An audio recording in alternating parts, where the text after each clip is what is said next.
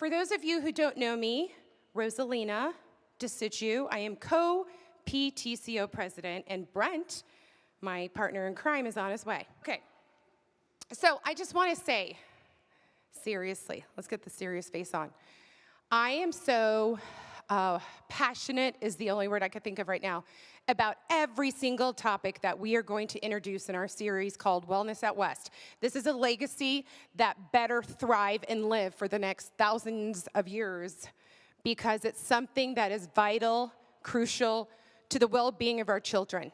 And honestly, to the well-being of the adults, because raising these children, we need the balance as well.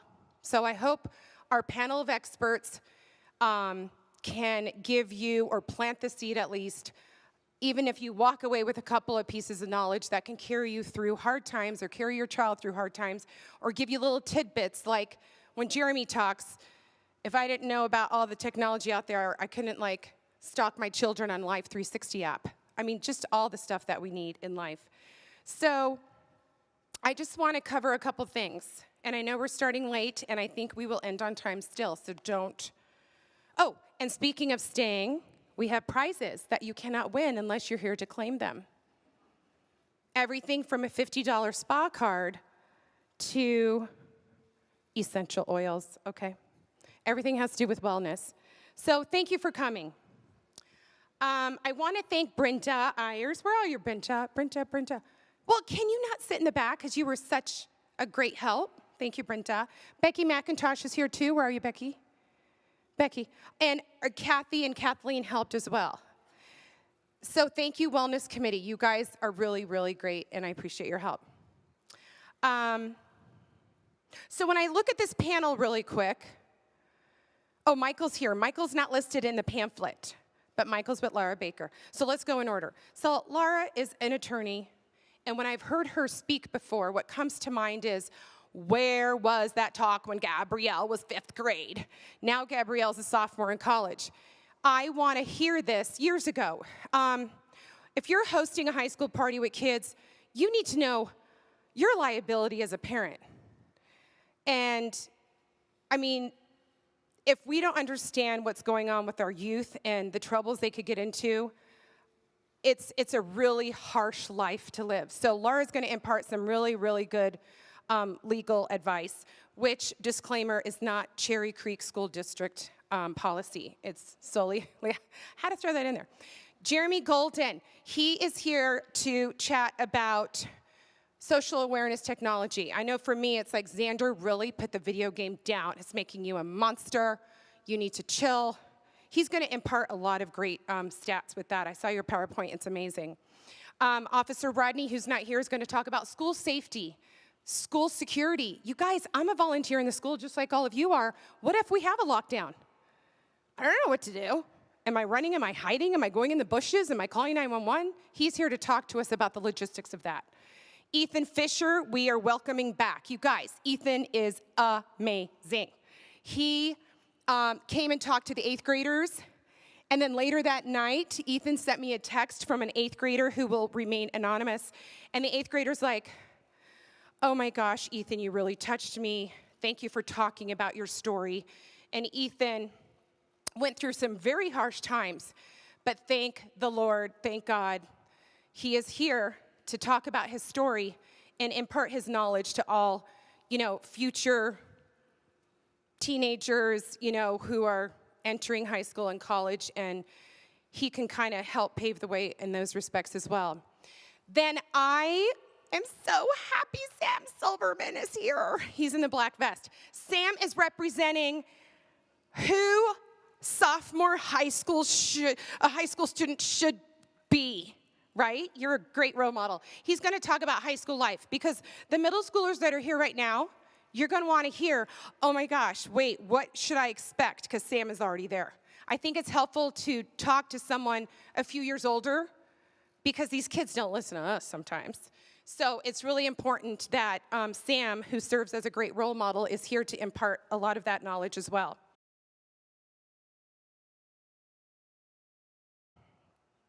So without further ado, the first person I want you to meet really quick is our brand new West Middle School principal this year, and she is doing an amazing job. We are so grateful to have Monica, long O, not Monica, please, Monica Garcia. Do you want to say a quick word or two? Thank you, Monica. Can you see everybody? You want to stand in the front? Thank you all for being here. I know it is a school night, but I really appreciate your commitment to health for our children. Health is more than just that physical health, and just having my 3 boys gone through, 19 is my baby, parents need it. Parents need that just sense of well-being, but with that we need knowledge to have that sense of well-being. So thank you for taking the time to be here tonight, and I look forward to meeting more of you. I haven't met all of you, but thank you for being here tonight. Thank you to Rosalina, who has been so passionate about this and making certain, and Brenda, that this got off the ground. Yes, it's a small crowd. We aren't many, but we're mighty, and this is just a start, so we will keep moving forward. Thank you. Thank you, Monica. So let's go ahead and bring up the 3 administrators that are represented here tonight from West. So we have Peggy Merrill wants to come on up and chit-chat with us for a brief moment. We also, and she's our school counselor. We also have Sarah Mong, who is our social worker, and we also have the dean. I wonder which one is the dean. So wait, do we call you W or do we say Mark Wakowitz? I like W. Okay, here's W. And the 2 girls. Here we are. Yeah. Okay. All right. What I was asked to talk about tonight, and each of us have different and unique roles within West. As a dean of students, my role is typically to interact with students who have discipline issues. But it's more than that. We have an intent to be a positive influence on students as well. Part of that is through what a process we do called restorative justice. It's a way to help support students, not just give consequences. When we pull students in, the purpose of this is to give them a chance to feel heard and to make sure that the other student has a chance to hear the other side of the story. It's not necessarily to make friends, but ultimately the goal of a restorative conference is to make sure that everybody has an understanding of what our expectations are moving forward. And with that, I think we've done about 50 restorative conferences throughout the year in the dean's office. And I can say that with the exception of maybe 1 or 2 students, we haven't had a repeat restorative conference, which means that we have a 90 to 95% success in terms of diverting any future issues with our restorative conferences.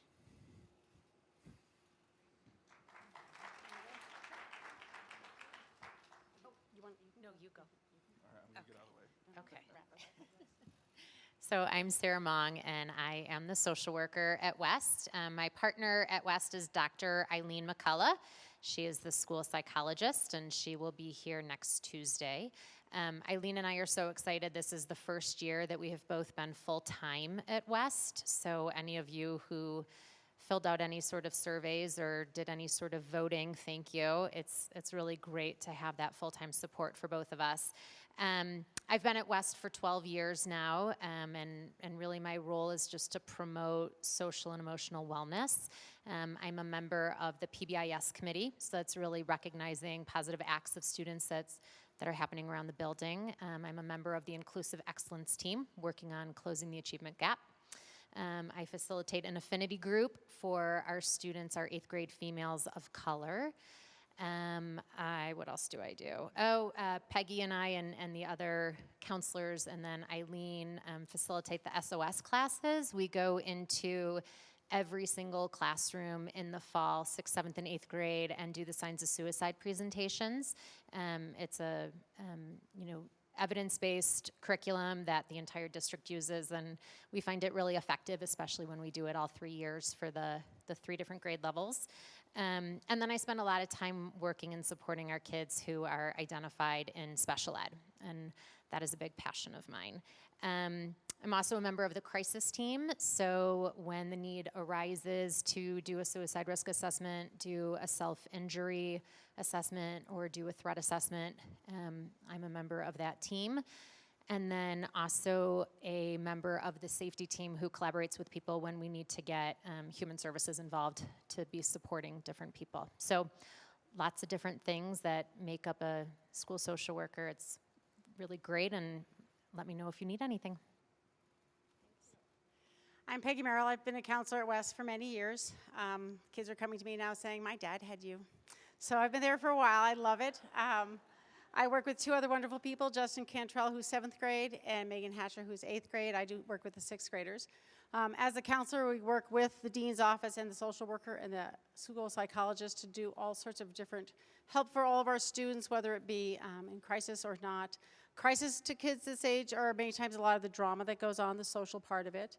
The counselors work a lot with that. I also work with all the academic piece, the behaviors, the attendance if they're missing school, and how do we get them back on track, organization, anything that to deal with the student to have them be successful. We work with all the parents to make sure that they feel comfortable coming to West. Many times, as 6th grade parents, it's a very scary spot because it's been a year since we've done middle school or junior high. And so we want them to feel comfortable and know that they can come in any time to talk with us about any topic that is maybe concerning their child, to make sure that their student is ready to go. Our doors are always open to you. Anytime you have any questions, you either can call us or stop in. And we see your kids every day because we do lunch duty. We see them in the hallways. And our goal is, as we follow them for the 3 years, is to get to really know them and know what they like to do and how we can really support them. So please, at any time, give us a call. And thank you for being here tonight. Thank you for taking your personal time to come out tonight. That means a lot to us. One little housekeeping item before Laura Baker comes up. The little yellow loose sheets, if you need pens, let me know, are questions that you might want to write down for our panel. And I'm going to pass a little bucket around because there are certain questions that you might not want to be like,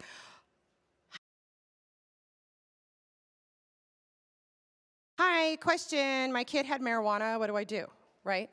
So write them down because I thought we can have anonymous questions and they could come up and I won't examine the handwriting and figure out who it was. So I'm going to do that. So understand that that's why the little yellow slip is there. Without further ado, she has the Madonna mic on. Laura Baker, let's welcome her. Thank you so much. Hi. Am I turned on? There we go. So I have a lot of technology up here to manage, which is not my thing. Well, thank you for having me. So this is a presentation that I have been giving for more than a decade now. I have a criminal trial practice. Let me introduce my colleague, Michael Laskin, who works with me. We try cases together. And over the years, it really became evident to us that we had way too many really good kids finding their way into our criminal defense practice. And so this presentation began out of concern that these kids are growing up in such a different world than our generation did. With electronics and social media, I mean, I didn't even have email until I got to college, right? Most of us didn't grow up with technology the way that these kids do. And what becomes apparent is that where parents don't know how to counsel their kids through some of these things, kids are getting in trouble despite being really good rule-following kids because they and their parents simply don't know the law. So the goal of this presentation has never been to try to be a parent. It is really about me storytelling a little bit about the kinds of cases I see, the kinds of ways that we're seeing kids get into trouble, and to answer any questions that you might have about some of the things you're hearing. So we will talk about alcohol and drugs. I know vaping is the new big thing. We will talk about that a bit. We'll talk about alcohol, drugs, sex, social media. I'm going to leave some of the technology pieces to Jeremy because he certainly knows it much better than I do, but there is some overlap in terms of how do you manage your kids' devices and keep them out of trouble. This presentation I often give as part of a much longer 1 to 2 hour presentation. So please just know if I'm moving quickly, I'm going to try to cover as much as I can. And the other thing is I am not going to cover everything. It doesn't mean I forgot it. It just may mean we might not have time to get to all of it. I will leave my business cards up here. You are always welcome to give me a call if there are particular questions that you want to ask. So that is not mine.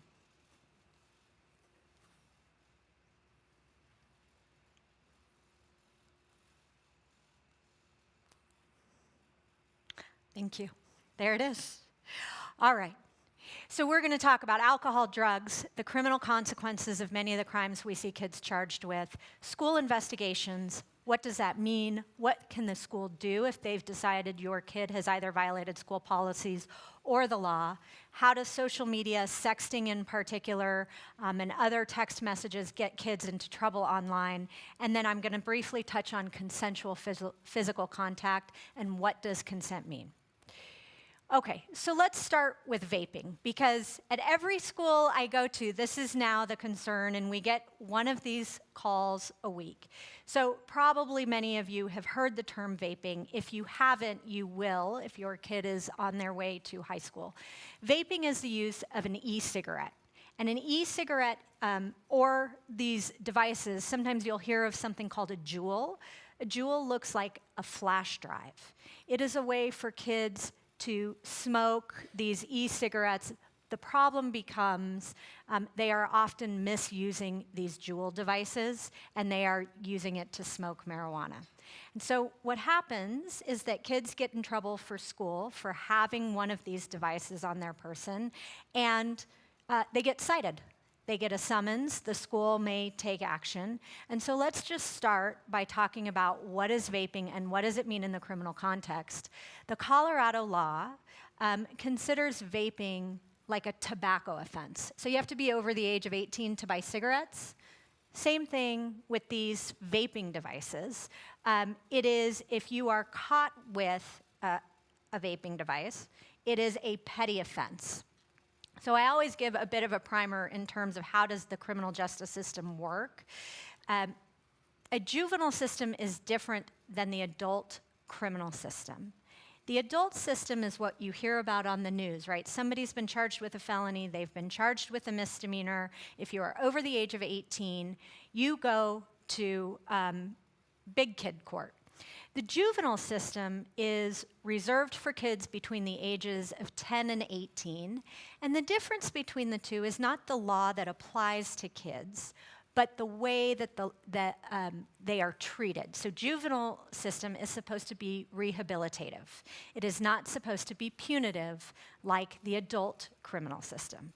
So what happens if your kid finds themselves in trouble and they get some kind of summons, they have to go to criminal court. And it's in the real courthouse. You guys are probably all in the Arapahoe County district. Some of you may straddle into Denver, depending on where you live. But they have a separate court in the main courthouse for juveniles. So if, for example, your child is in trouble for vaping, we are talking about a summons and a petty offense. The likelihood that your child will be charged criminally is fairly small with vaping devices, unless they have been caught using marijuana through the Juul. And that is more and more what schools are becoming concerned about. Now, I don't say to you, particularly to the kids in the room, that vaping just isn't a big deal. For a lot of reasons, it's a big deal, including the fact that it's not healthy for you. But it will put you in the courtroom, and it will get you in trouble in school. So when I talk about a petty offense, the criminal system calls felonies the big offenses, right? Those are the big ones you've heard of: murder cases, rape cases, assault cases, burglary. All of those are felony offenses. Then you've got misdemeanor offenses, and you've got a petty offense. So when we talk about vaping, I think parents are getting really worked up about vaping. You should, from a parental standpoint. Where the legal system is concerned, it is just not the kind of thing that causes us a whole lot of consternation. So I've started addressing it, but I'm going to move fairly quickly through it. I want to talk more specifically about the types of drugs that we see at the middle school level and at the high school level, and why these become such a significant concern for you and your kids. Marijuana has evolved over the last 5 to 10 years. There used to be a sense that marijuana was legal across the board, no matter who you were. The reality is it is not legal for kids under the age of 21. So while you as parents may be entitled to smoke marijuana or use edibles, your children are not. Now there is always a question about, well, what if my children have medical needs? What if they have anxiety or they have a red card?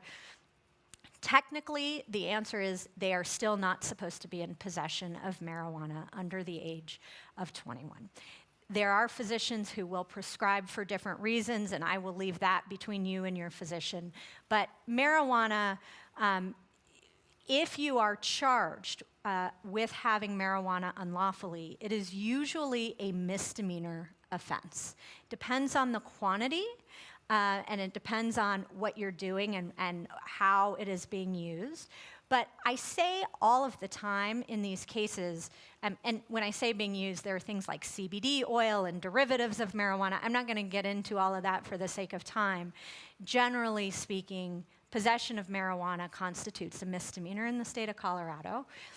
It also, in many circumstances, will operate to expel a kid from school. It depends upon what they are doing with the marijuana. So every time I give this presentation with kids in the room, we talk about distribution.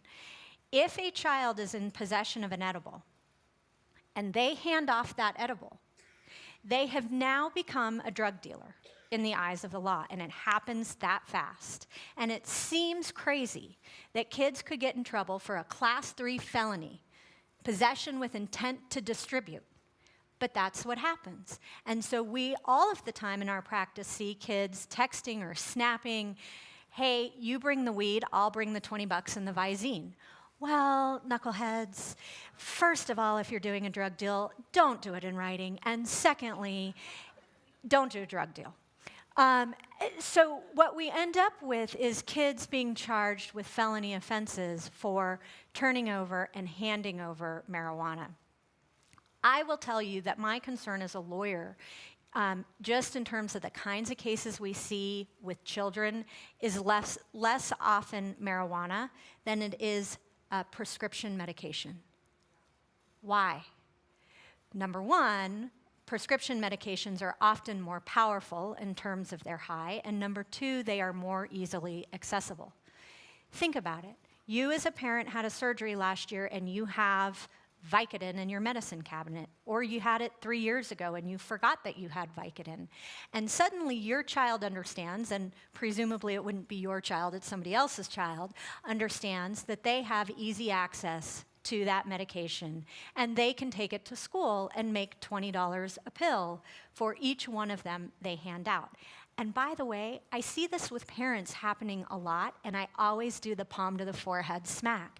If you have a prescription medication like Adderall or Xanax, and somebody says, hey, I'm a little anxious, and you hand off your Xanax, what have you just done? The same thing we just talked about. You have just distributed a controlled substance, which more than likely is a Class 3 felony in the eyes of the law. Now, how does this come up with kids? Usually because some kid gets sick, right? They are buying some kind of controlled substance that they have no concept of what it is. They're taking it, they get sick, they end up in the hospital, and suddenly police officers and perhaps the school are looking at who gave it to you and why. OxyContin is the same thing. Adderall is the same thing. So let's talk a little bit about criminal consequences, and this is really where I get into the alcohol portion of the presentation. I went to Creek. I grew up in this area. My kids will go to school here, and I remember the days of high school where you knew exactly whose house to go to for the party. I also remember the days when we found the parents who were cool enough to buy the keg and put us in the basement, and we always knew to go to those parents' houses. Now kids have all kinds of ways to get to alcohol, including remarkable fake IDs in a way that we never had access to. So I want to briefly walk through what is a minor in possession, and then I want to get into some of the other more specific crimes that we see that revolve around alcohol. A minor in possession, or an MIP, is usually a summons. And this scenario presents itself all of the time at the underage drinking party, right? Your kids go to some party, it's prom time. The cops come in, and suddenly everybody who's standing there with a beer goes, what? Holy crap, run, right? And they want to throw their beer, their whatever they're drinking, wherever they throw it. And so the questions that come up is, what if my kid is at that party, and what should they do? The first question is, what should your kid do if they've been drinking? I'll let you, as parents, deal with the drinking lecture.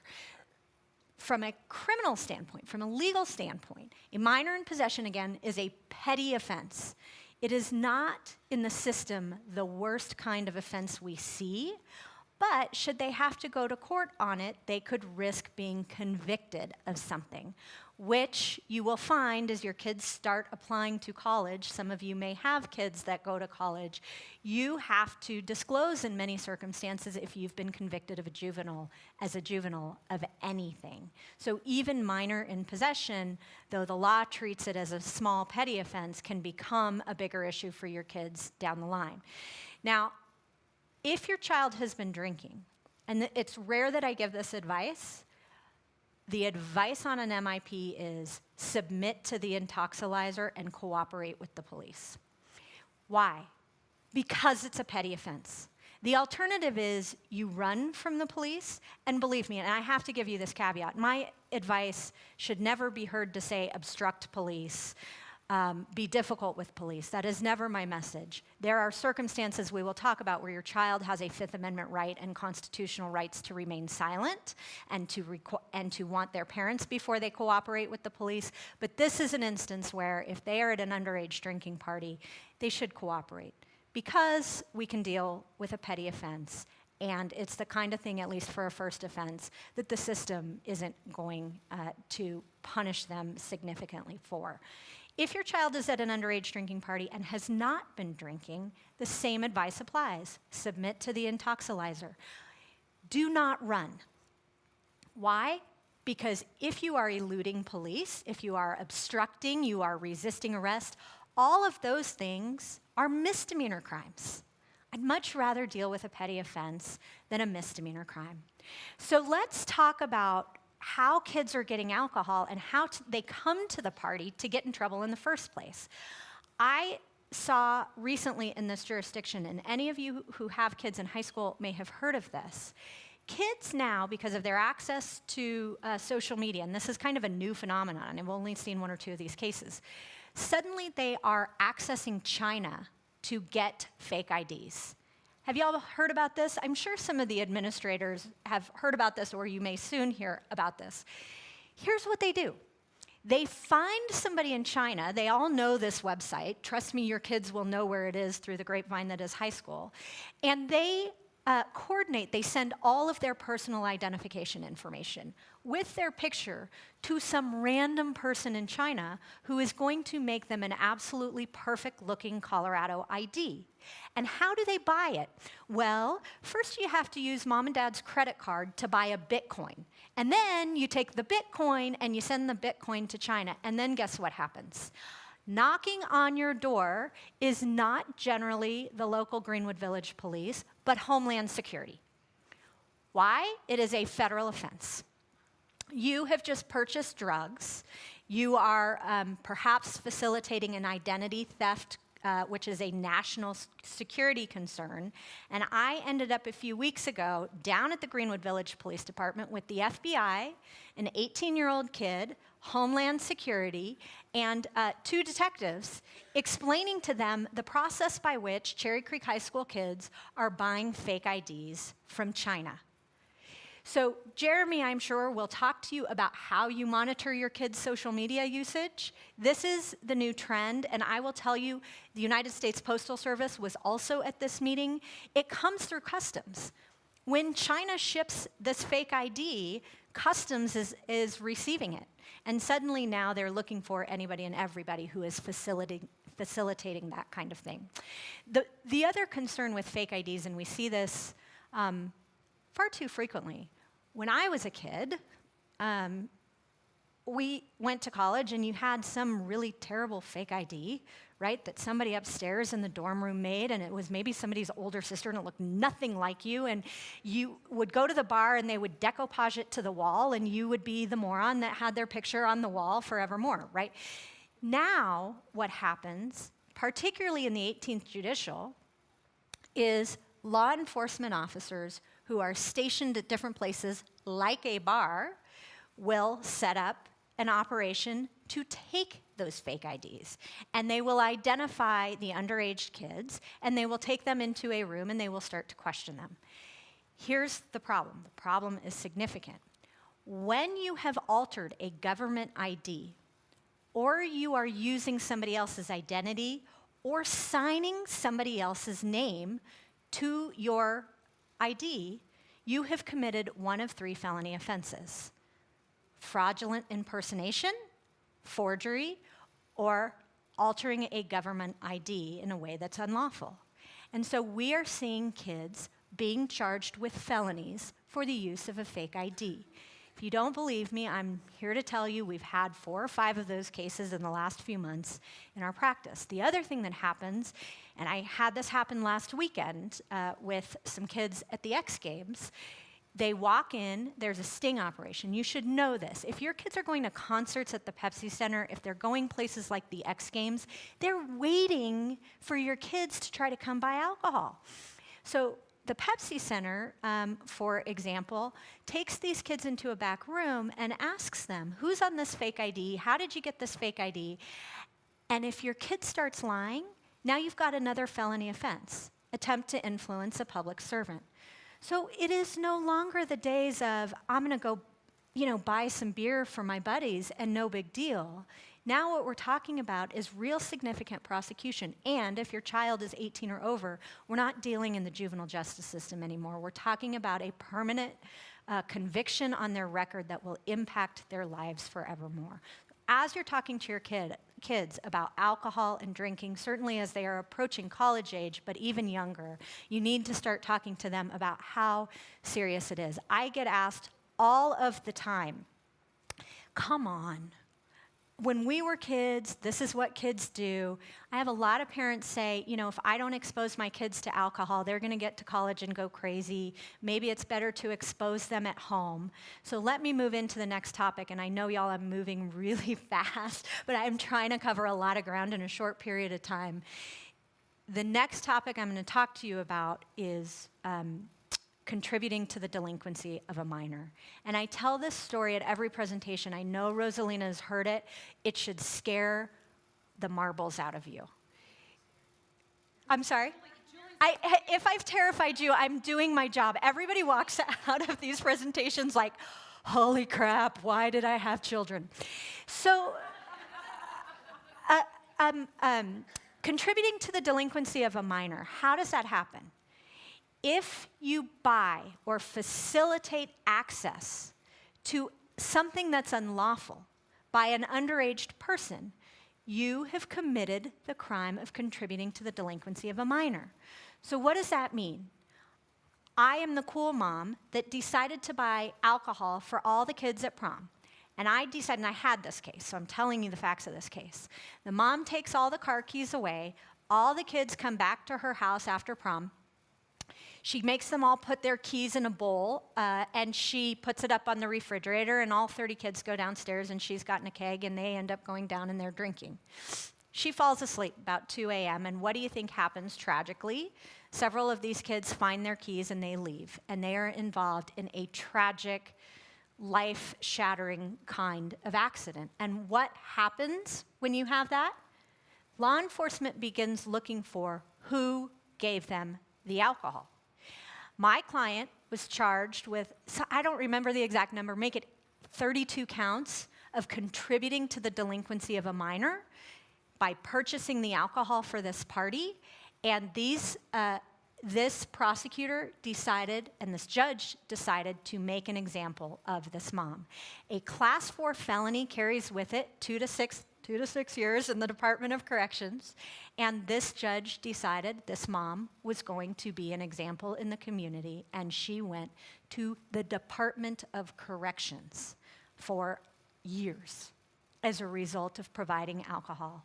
The other thing that happens is it opens up a civil lawsuit. When you have that kind of accident happen and you are the one who purchased the alcohol, or you turned a blind eye, or you helped your child get a fake ID, or you know they're buying fake IDs from China and your kid was the one who brought the keg to the party, you may have liability. Is it terrifying? It's terrifying.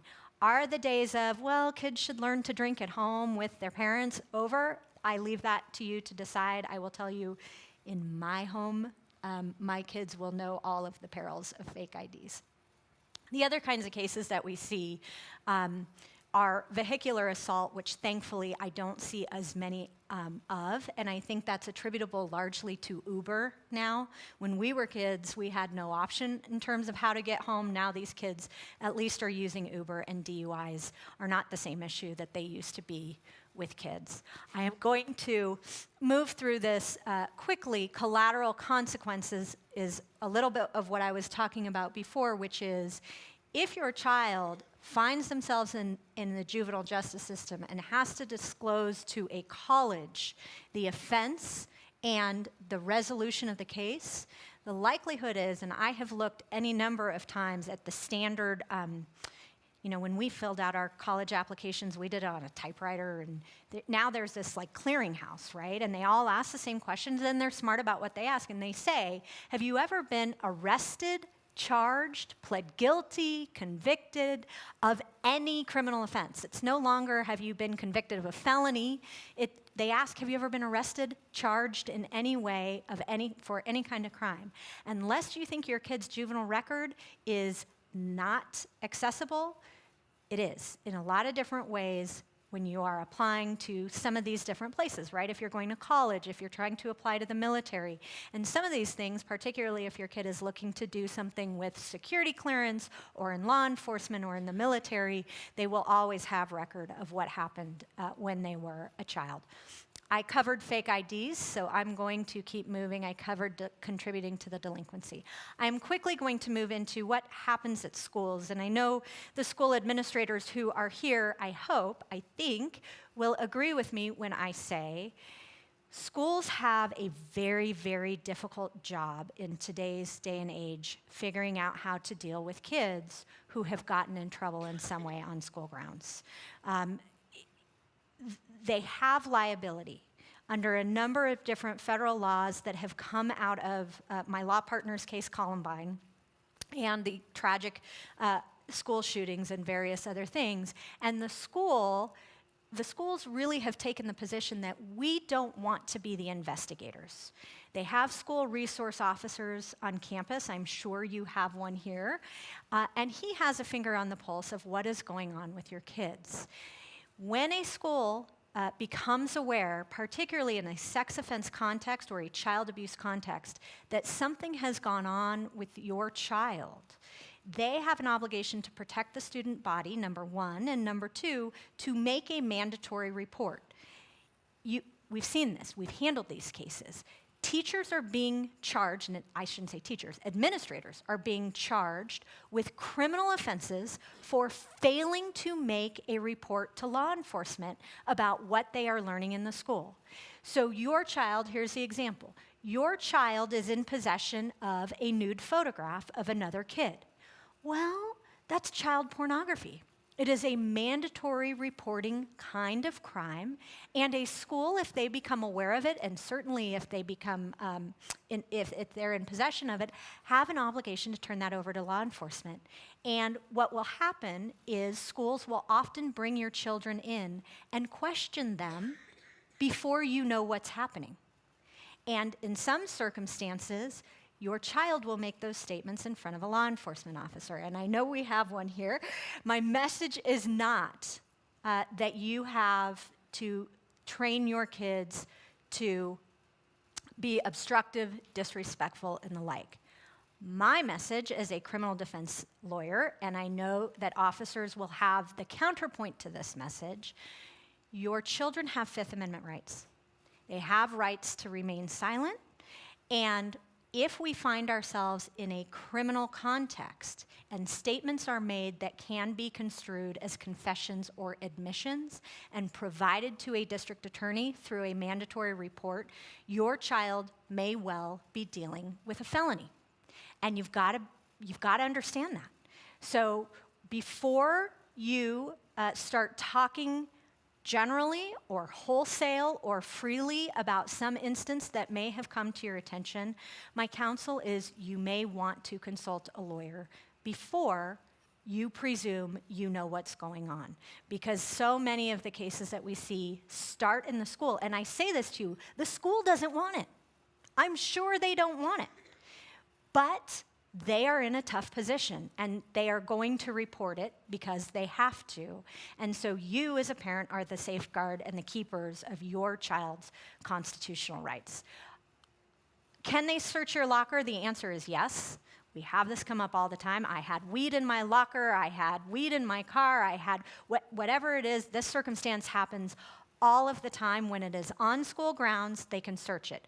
Unlike when something is in your home and law enforcement is required to get a warrant to come in and search it. Safe to tell is the bane of my existence. I am sure administrators agree with me. It is, I think it was the principal perhaps at George Washington I was speaking to a few weeks ago that called himself a flea on a hot plate with Safe to Tell. It is just hard for administrators to figure out which are the real concerning issues and which are kids sort of making reports on one another without any validity. Let me tell you this about school discipline. Schools can do any number of things. West and the Cherry Creek School District is a little bit different than some of the private schools. If any of your kids are going from here to Kent or St. Mary's or St. Anne's, private schools deal with discipline very differently than public schools do. Because at a private school, in many instances, there is no requirement that they provide due process to your child before they make a disciplinary decision. I have had parents call me in hysterics that the headmaster of whatever private school has unilaterally decided to remove their child from school because they learned of some kind of offense, and what can we do and how can we fix it? And sometimes the problem at a private school is it's a little bit like at-will employment. They can release you without much explanation as to why. And the problem is when you are removed from a school, particularly high school, that expulsion or that discipline is tantamount to a conviction. It will affect your ability to get into college and perhaps to go do things after college. Public schools, and particularly the Cherry Creek School District, and I recently sat down with the general counsel last week on a case that I was working on, and their position is, listen, we have to report these cases to law enforcement. We don't counsel our teachers to try to figure this out on their own before they report it. The obligation is send it to law enforcement, and we have to take some action because of our own liability. Okay, I'm going to just touch on this piece of social media and move on to texting and snapping and all of those things, and then leave it to Jeremy's brilliant expertise to talk to you more specifically about social media. Every juvenile case that I have involves in some fashion their cellular telephone. Without exception, in some way their cellular telephone plays into it. And smartphones are also the bane of my existence. This number is shocking. This is a Pew Research Institute study that was done, I think, in 2015. Kids spend 9 hours a day using digital media, 7 hours a day sleeping, 6.5 hours in school, and not even an hour exercising. That's shocking. That amounts to 136 days of the year that kids have their faces plastered in the screen of their phone. I know that you parents know that anecdotally. but this number is incredible to me. And what is the problem? Parents all of the time say, well, you know, if I don't give my kids privacy with their cell phones, you know, how am I teaching them to be trustworthy? Or aren't my kids entitled to privacy? When you give a kid a smartphone, my personal opinion is you are handing them keys to a car. If you have not taught them the responsible ways to use that phone, they are the betting favorite to get in trouble in some fashion or to do something that could get them in trouble. And here's the scary statistic when you look at this. 61% of parents check the websites that their kids are visiting. What does that mean? 40% are not. 40% of parents have no concept of what their kids are doing online, probably using bitcoins to buy fake IDs from China, and perhaps walking themselves into a circumstance where they are likely to be victimized themselves. These are all the ways. Let me tell you this. I have 3 cases right now that involve a text message that has been charged as a felony because a 12-year-old, 2 of my cases involve a 12-year-old and a 13-year-old who sent a text message from one kid to another kid saying, I am going to beat you up. And they are charged, one in Adams County and one in Denver County, with the Class 3 felony, Class 3? my expert over here, Class 3 felony, witness retaliation and intimidation. They're actually charged with a crime for that kind of text messaging. Sexting, it's child pornography. It is rampant in high school. It's shocking. When you talk to a group of high schoolers, I think it's something like 80 to 85% of kids have sent or received in some fashion a nude photograph of a friend or a not friend, whomever it is. Here's the problem. Sexual exploitation of a child is a Class 3 felony. It is also a sex offense. I'm sure Officer Rodney can and will talk about this perhaps to some degree. From a criminal defense lawyer's perspective, it's hard to defend.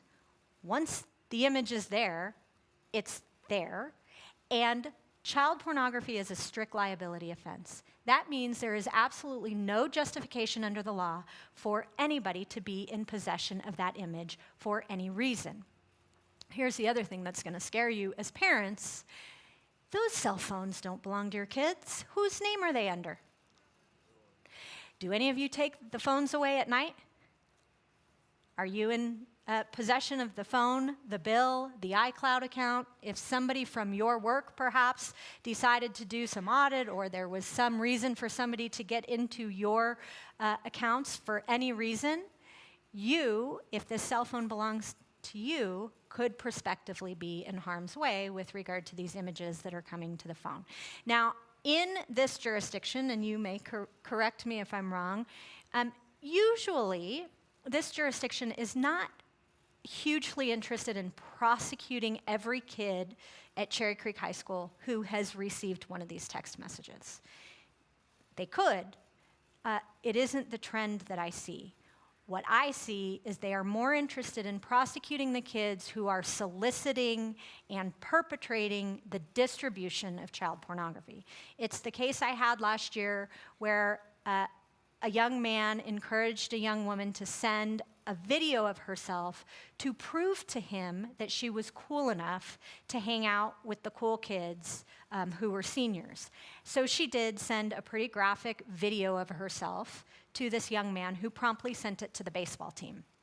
That kid had criminal exposure because he has distributed child pornography. Rosalina, I'm moving. Snapchat. Let me touch on this and then I'm going to stop. Snapchat is it phasing out? Are you finding that it's phasing out a little bit? No, it's still as crazy as ever. Snapchat, here's my position on Snapchat. The purpose of Snapchat is to hide things from parents. Isn't that the purpose of Snapchat? Why else do kids use Snapchat? To keep things from being visible. This is my only parental advice I give throughout the course of this presentation. Snapchat is a nightmare where the criminal justice system is concerned, and I see some administrators shaking their heads. It is for schools as well. Your kids think that Snapchat deletes itself and that that image is gone forever and nobody can access that image. Wrong. Officer Rodney can plug in to what's called Cellbrite and download forensically the images on the phone that your child has sent via Snapchat.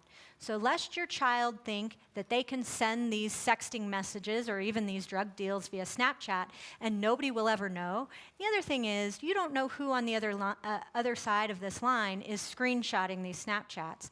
In every sex assault case I have, in many drug deal cases I have, there is a Snapchat that exists somewhere that will be the bane of my existence. So Snapchat, if you are allowing your kids to use Snapchat, I highly encourage you to listen to Jeremy's instructions about how you monitor those kinds of things. I've talked about sexting. I'm going to very quickly touch on this issue because the bulk of my practice involves sex offenses, and we spent the day in Boulder talking to lawyers who handle high-profile campus rape cases, which is a large part of my practice, unfortunately, and how you deal with Title IX and how you deal with consent issues amongst kids. You all have younger children, but you will soon be in high school, and the issue of consent is difficult. And sometimes one person's perception of consent is not the same as the other's. Unlawful sexual contact is a misdemeanor. It is a sex offense. I will close with this scenario, and I am happy. I'm gonna have my cards here. I'm happy to talk to anybody about their particular concerns with regard to sex offenses. Unlawful sexual contact came up for me in Douglas County about 3 years ago in a way I absolutely couldn't imagine. I had a 13-year-old who was sitting at a school lunch table in the cafeteria. He was dating a little girl, whatever that means at 13. She got up to walk away, and he patted her on the rear end the way he sees his father do with his mother.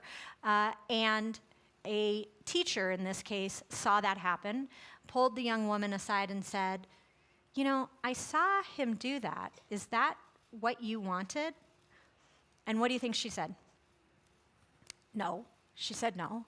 And suddenly, it was a mandatory report on a sex offense, and my child was prosecuted at 13 years old for unlawful sexual contact. It was on the surveillance tape in the cafeteria.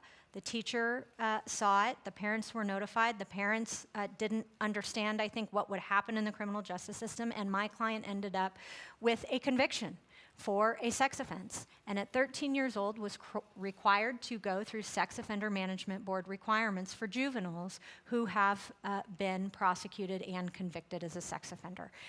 Consent and some of these sex cases become very scary. So let me close with this. Consent is legally defined as cooperation in act or attitude pursuant to an exercise of free will and with knowledge of the nature of the act. Well, what the heck does that mean? Your guess is as good as mine. It means oftentimes what the factual circumstances dictates that it means. There we go. The fastest I've ever done this presentation. This is a much longer presentation. I will do just a shameless plug for the interest of getting you the information, which is my law firm does a much longer, what we call a boot camp. Some of you may have heard of it. I started doing that when I came to this law firm, and I've brought in some of my great colleagues to talk more specifically and at greater length about some of these issues that we see. And then we break out kids and we kind of work with kids at an age-appropriate level to talk to them about how they deal with some of the things that they're seeing that we never had to deal with. So thank you for having me.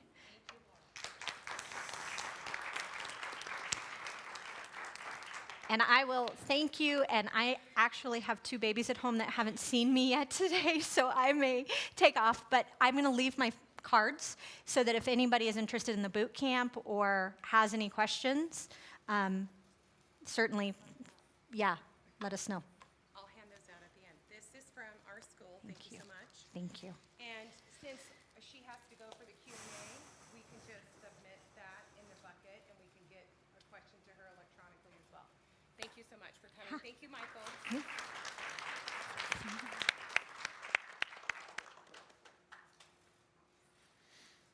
we give out one prize before we move on?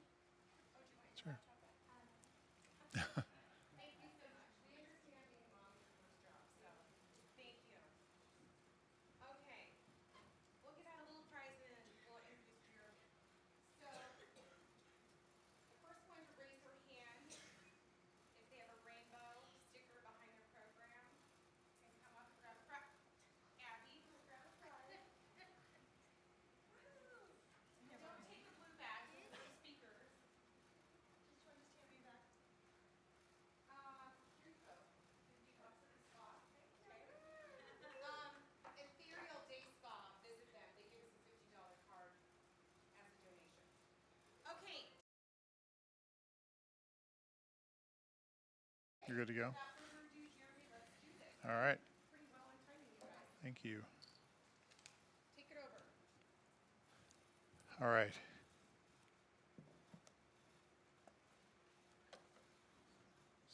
Is that? Can you hear me okay? I don't know if the mic's on. Hello? Okay, good to go. All right. So I'm going to kind of go over a lot of different information.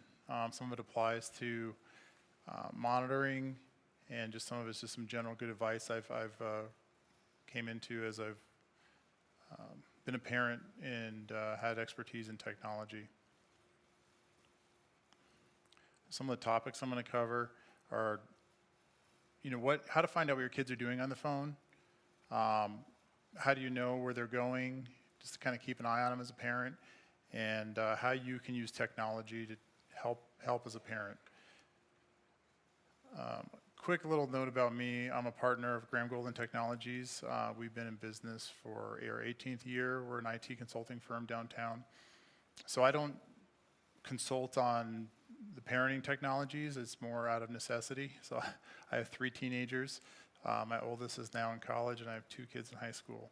So I've kind of been through a lot of the technical challenges and have some clients that also have had similar needs, and I've helped them with those needs. All right. So some of the challenges that we're running into today is we're at a unique time, and I think, as Laura mentioned, we didn't deal with social media, we didn't deal with technology when we were teenagers. Our parents didn't have to deal with it, so it was something that we're thrown into, and it's something that's new for us. So that's definitely some of the challenges we're facing.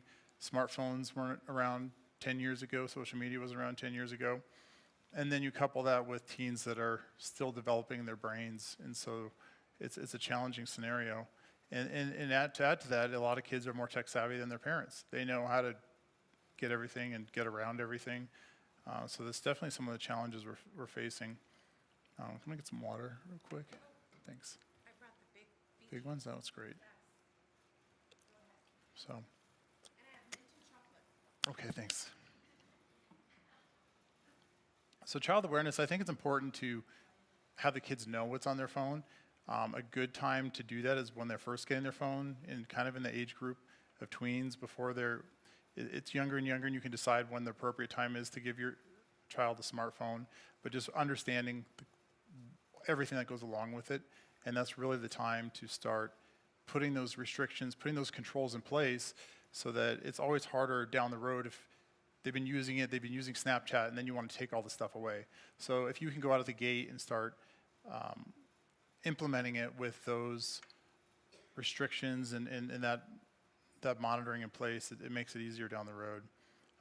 And I think it's important to also, my perspective on it is it's a privilege that the kids get these phones. It's not their right. So that sometimes getting that right perspective on it, I think helps, that they understand it's not their right to have a cell phone. You're paying for it, and you should be able to put those controls in place. Yes. So the other aspect with technology that I think is important to note is some security around it too, because the internet is a doorway to everywhere on the world. You want to make sure as your kids are creating social media profiles that they're not putting their private information on there, their name, their address, their school. So that's, especially as younger children, you know, there's anything out there on the internet, as we all know. So we want to make sure that when you're looking at their profiles, that that is not created on there. And even as simple as young children, they'll tag where they are in their photos. Well, that could, if there's a stalker online, they can find where the child is located just by downloading that photo online.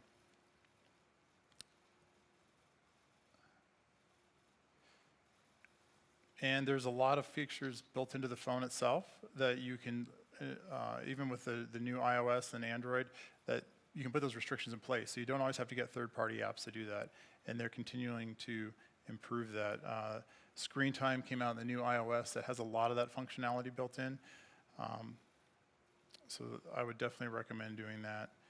I'm going to touch on some social media apps, and just to kind of bring awareness to them.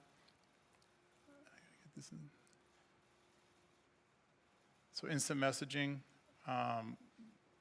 In addition to texting, there's all kinds of different apps on kids' phones. There's WhatsApp, WeChat, Kik. Those are examples of instant messaging apps. There's photo and video sharing, Snapchat and Instagram. Some can be safe, and it can be benign of what they're using it for, but Snapchat's kind of a tricky one. But then there's risky apps that you never want to see on the phone, from Tinder. HIP is Hide It Pro, where they can hide apps and videos and whisper. So it's important to understand all the apps that are installed on your children's phones so that you can make sure and manage that. Another common one, SoundCloud and Spotify, that's usually pretty benign and pretty safe. Twitter, blogs and news sites are safe, but really, I think the message is if there's any app that you're not aware of, it probably you should either look into it before you're letting them install it.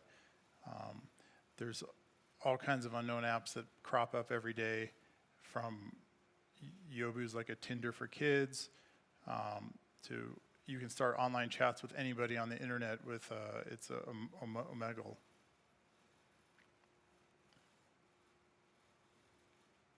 So some third-party apps that help with location tracking. So if you want to know where your kids are at, and it's not so much that it's just good to know where they're at, you know, where they've been, if you're trying to track where they're going. Yeah, if they tell you they're somewhere they're not. And just to make sure they're safe. Did they get to their friend's house? Did they get home okay? You know, so there is an app, Life 360, that Rosa mentioned. I use it daily. I'll use it in my family, and it's a nice app that it shows the history where the kids have gone. I'm going to touch on that. It shows how fast they're going in the car. Yeah, so it has, yeah, no, definitely. Officer brought me my kids So Life 360, it's a free app, so you can download and install it, and you want to install it all on everybody's phones, and so it can show you where you are, you can show where everybody's at, it can show you where people have been. It works on iPhone and Android. There is the ability to upgrade to track driving speeds if there's an accident. So that's just been a great, useful app to kind of keep an eye on what your kids are doing. I use that, like I said, daily. And there's also geofencing abilities, which are kind of nice too, that I get alert if my son or daughter leaves school or when they get home, so you don't even have to launch the app. You get alerted as they're leaving and coming and going. There are some built-in apps to iOS and Android that they're helpful, and I would at minimum recommend installing those so you can find where kids are where they're at. It's good for spot checking in a pinch. It's good, obviously, if you lose your phone too, you can find it. It's enabled by default on iPhones, and it's also, I was able to use that for my daughter. She had a phone stolen, and we were able to track it down find my iPhone and track down where it was, set alerts. So that was definitely a helpful tool.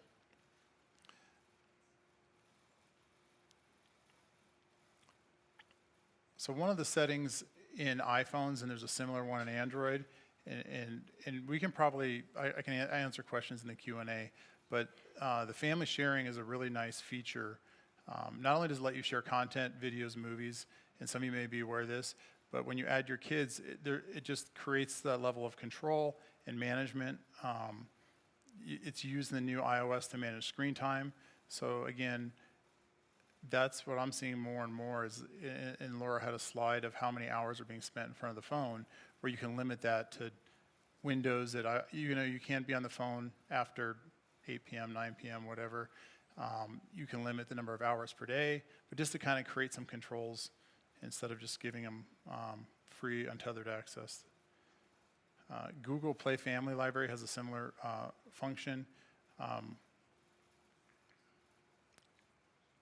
That up.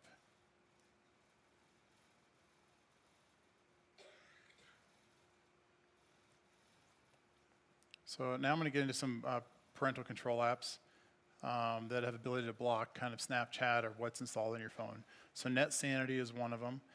It can also block the types of websites you go to. And the other one is TeenSafe. That's one that will let you, if you need to download history of text messages, phone calls, all that kind of information. So there's tools out there where you can still pull even texts that may have been deleted, phone calls that were deleted. It just goes to iCloud and it can download everything that's on the phone, so you can kind of piece together what's going on there. There's another tool that I've also liked and used a lot called RPact. It has that same kind of scheduling where I can control limits. Although with the new iOS 12, some of those Apple has taken out, and you have to use the Apple app for that. So that's one thing. RPact is limited on functionality of what it did before.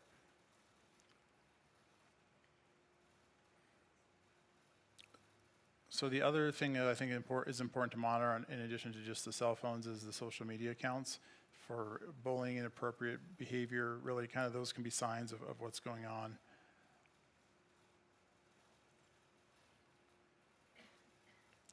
And of course, being a parent is going to be time consuming to have the time to look at the children's posts, details, and there's just a lot of noise in there. So there are some technologies that will monitor that for you.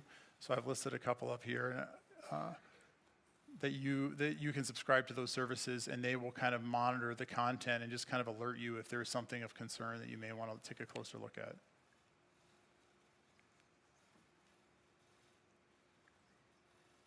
One of the other things that I've ran into a lot is the data usage in your plans, and there's more and more unlimited plans now, but just as a matter of control of making sure that you don't get unexpected bills that are too high.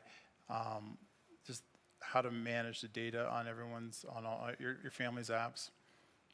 When kids, a lot of times from YouTube, Snapchat, and Netflix, if they're pulling that over data, that can quickly use your whole data plan. So just having some controls around those applications. A lot of the providers, Verizon, AT&T, you can get a plan with them that helps limit that, and you can set in per child, allocate how much bandwidth they use. So I'd recommend that you put some controls in place around the data usage too.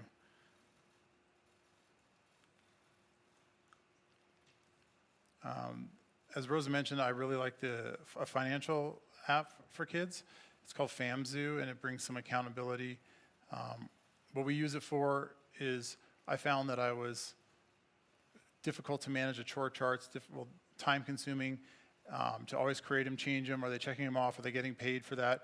So FamZoo, you can build a set of chores for your kids, and when they check them off, you're alerted, so you can validate that it really happens. But what's nice about that is it compiles the chores automatically into a savings account, and then you can give them a prepaid debit card, so you can, as they earn the chores, it's kind of a digital way that you can control, not really control, I guess, really manage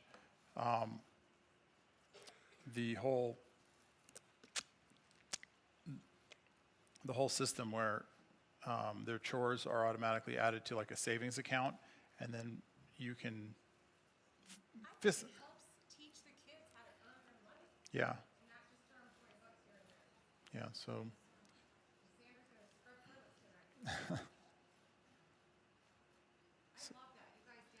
Yeah, so FAMZoo is one, and it teaches them responsibility of earning money and spending it, and you can manage it all through your phone.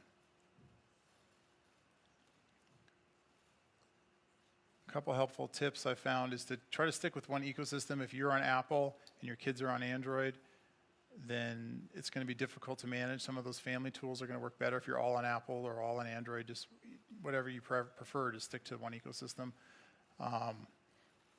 As you put in passwords and security on the phones, make sure you put your fingerprints in there too. So if they change their password, you can still access that. And try to find that right balance of control. I know there's a lot of scary things that can happen, as Laura brought up. But I do find it's important to find that right balance of control and monitoring, where there's a level of freedom, but there's still kind of the boundaries in place to keep them from getting hurt or in trouble. So Life 360, definitely a must-have app. It's a free app. It'll help you find out where everyone's at, help you track where people have been, get alerted when kids are home or when they leave school. You can use the built-in manage restrictions on devices. All of them pretty much have that built in now. But it's important that you set that up before you give the phones out. And then setting up family sharing, and it'll let you manage the screen limits. So I appreciate everyone's time. I'm not a public speaker. I'm more stronger in the technology realm, but I'm happy to answer any questions, and I do know a lot on the topic. Do you have business cards tonight? I do. They're in my bag upstairs. Okay. Sure. Because one really fast question, then we'll move on to the other speakers. Do you offer, like similar to what Laura was saying, like a tutoring program? Like we could come sit and learn how to put these controls in place, or? I've been looking at implementing something like that. Yeah. It hasn't. We So have. take your card, because Yeah. I think we almost need like a sit down, like show me physically how to do this. And I think. know, Jeremy, for our kids, Yeah. like they can't download apps, they can't buy anything without my approval, and it comes to my phone, and I have a separate code. So we need to stay on top of it. Thank you, Jeremy. Thank you.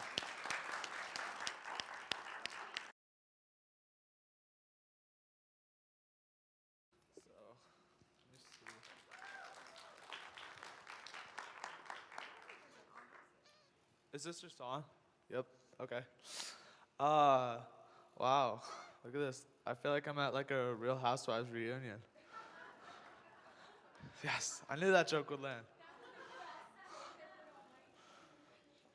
Okay. I mean that too. Like, this is amazing. But when I was in your sons and daughters' shoes, I was kind of clueless on what to do at middle school, because you just hear about Creek and it's this big, overwhelming, just, how are you even supposed to take that on? 4,000 kids, like 4.5 buildings, that's crazy. But hopefully parents, you can impart this advice onto your kids. And how many 7th, 8th graders do we have? A few, all right. So you guys can take this too. So of course, yeah, Creek is big. The first couple weeks, you're gonna wanna find out where your classes are, and you're gonna wanna find out the most efficient ways to get there, and that takes some time, but it's all just exploring, and it all comes with time. So with Creek comes really big expectations. You're gonna find a lot of pressure weighing down on you. Now your parents might be hotshots, or your friends might be, but it's just gonna come from all angles. So what do you do about it? Well, stress can be a pressure and a motivator. Personally, for short-term stress, as I call that, I'll get into that later, I like to get on top of it and ride it and use it as motivation. Long-term and medium-term stress, those are what kind of get in your head, get in the back of your head, and you don't know what to do about them. So what stresses are on me?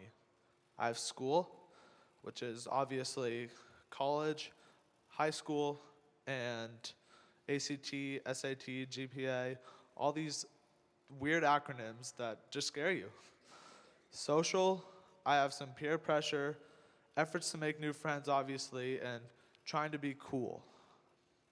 Parental, I feel like every teenager kind of eventually distance from parents. And it's tough because this stress leads to this. But your parents are your number one motivator, and I think that's something to take away. And then other stresses are sports and outside of school activities, which can really take time away from homework or other requirements that you need a lot of time for. So the question arises, how do I deal with them? School, as I said, I find 3 types of stress, short term. Homework, essays, tests, lack of time to do things. Medium term, I have the ACT, the SAT, my GPA, getting into a good college. Long term, making money, having a stable life. Like, how do you even do that? I'm in high school, I'm 16, I don't know. So my advice for kids, your school day is going to be grueling, but you just got to get on top of it. And when you come home, you're going to want to sit down and you're going to want to take a break. So just don't let that break become just get too long, basically. Because before you know, you're on Instagram scrolling through for 3 hours, and then it's 7 and you don't know what to do. By the way, side note, drop social media. Like, not all of it, obviously, but Instagram just added an analytics feature where you can see how much time you spent on it. I looked at it, and I was spending 2 hours a day. 10 hours in a school week, however much time I spent on a weekend, that's ridiculous. I could be doing so much more stuff. So I deleted Instagram. I re-downloaded it today, but we won't talk about that.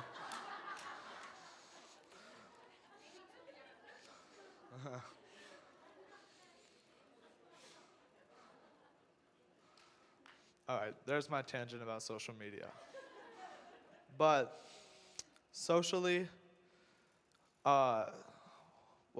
school, obviously, get on top of everything, and you just got to find the right balance with moderation.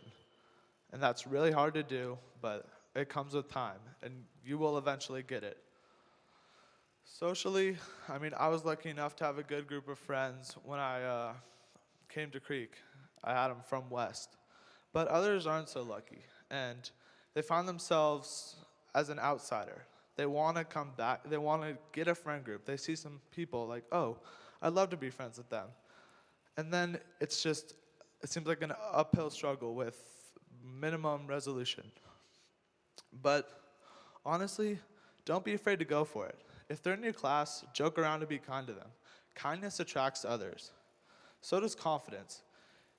If you're trying to excel and you have something that you excel at, don't hide it.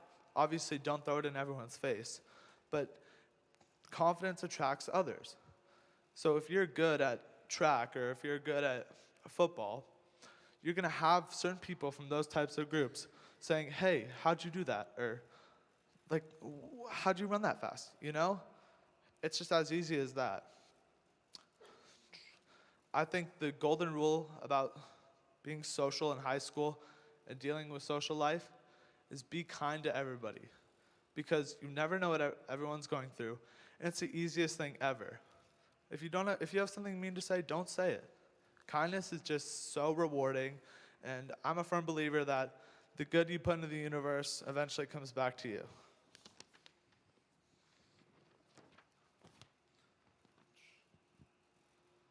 Social pressures really should never be a pressure upon you.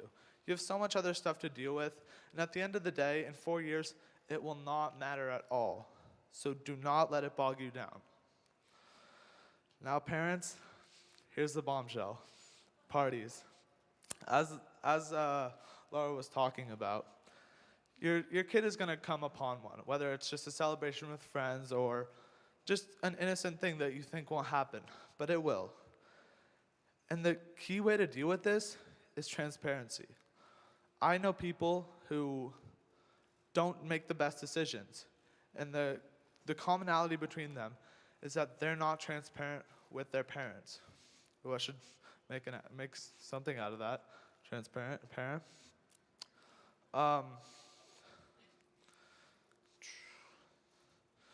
when you're at a party as a kid, parents, you can reiterate this, you don't want to think about how it makes you look beneficially, socially, but how others perceive you after this. Because parties are really the time where others make wide notions about you that they can take, and they may say, oh, that's that kid that blah, blah, blah. So just definitely your kids are going to come upon them, and it's just something you want to avoid. You need to be transparent with your kids so that they can describe to you what they're going through, and you can be transparent with them and set standards with them. I personally don't have the toughest requirements with my parents, and I think that freedom allows me to excel even more in a certain sense, because that my parents' trust in me definitely contributes to my motivation, and I want to do well for them. So if you're talking to your kid about social pressures or parties, don't come at it from a negative, if you go to this party, you're grounded type standpoint. You need to say, hey, you know what's going to be here, and you know the consequences of this, and I want you to be well educated. Let's see. Sports and other out-of-school activities. Before you sign up, know the time commitment, know how it'll carve a chunk out of your day every day, but they definitely are rewarding. So if you want to go for it, absolutely go for it, especially because I know in Cherry Hills, we have a lot of kids who are just amazing at soccer, football, all this great stuff. So, I don't know, I didn't write an end. There it is.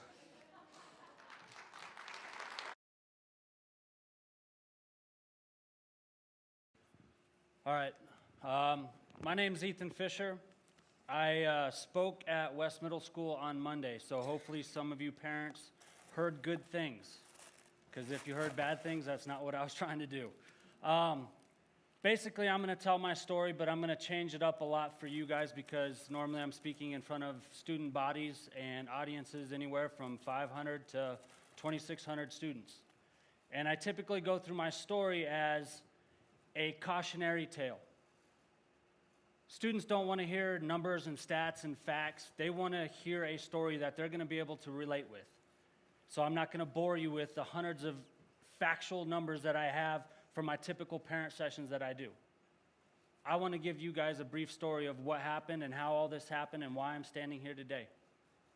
So now I get to do all these cool things. I speak all over the country. I've got a master's degree. I got 2 bachelor degrees, 3 minors. I coached college basketball for 3 years. And I've been featured in a number of podcasts and books and all these really cool, amazing things. But it all started here. Everything that you guys have heard from a legal standpoint at the first speech, I've basically gone through at some point in my life. I'm a convicted felon. I have an F3 attached to my name. There are certain jobs I can't get to this day.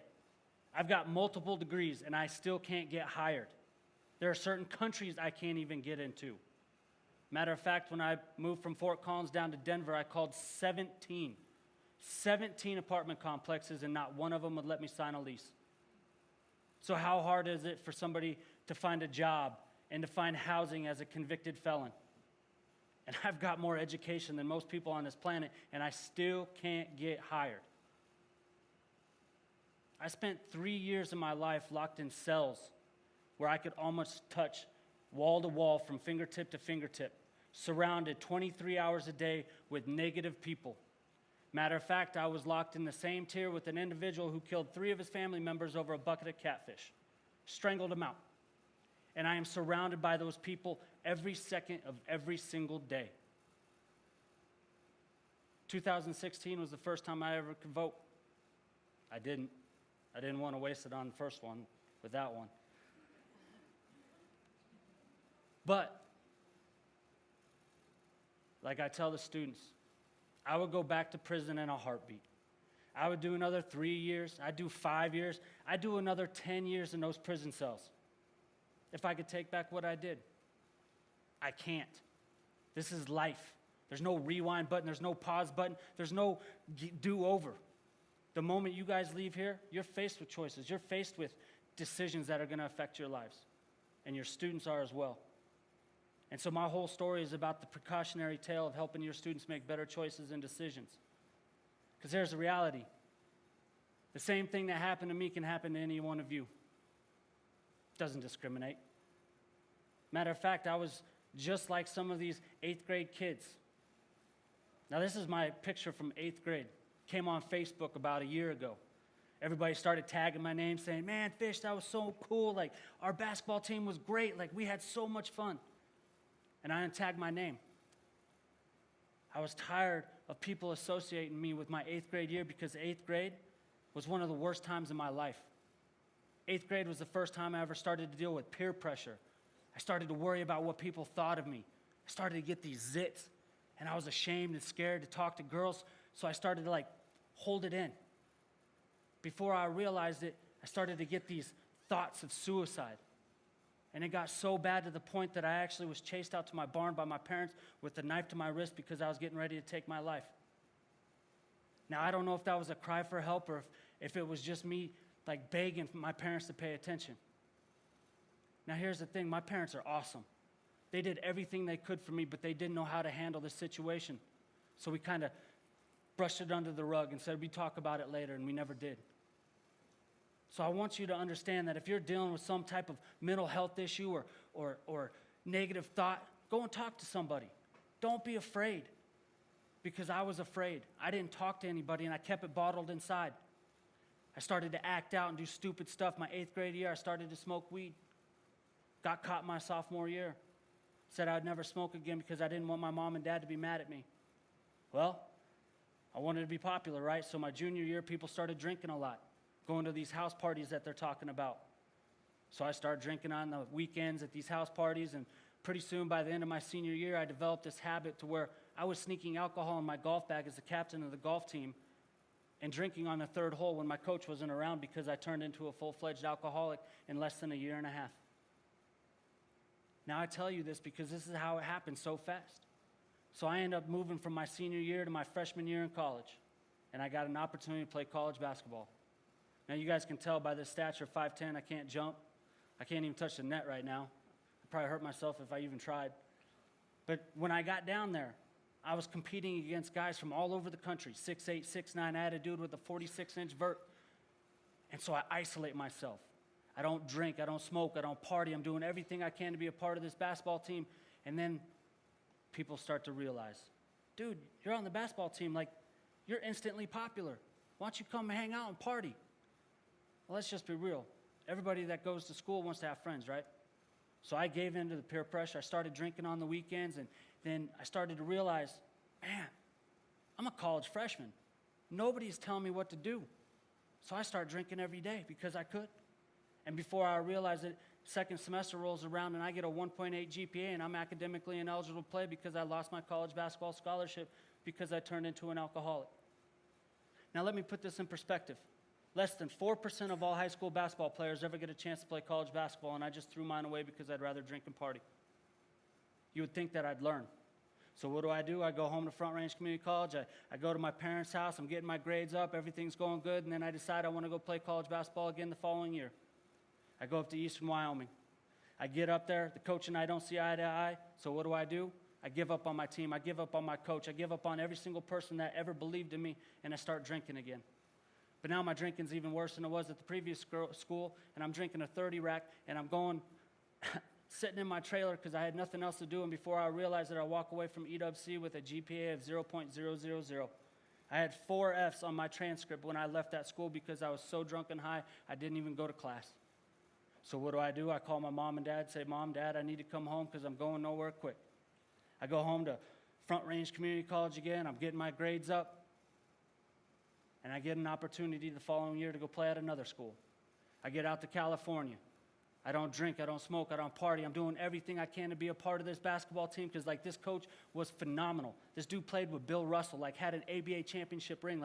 He was legit. And I'm so excited. I'm working my tail off for this guy.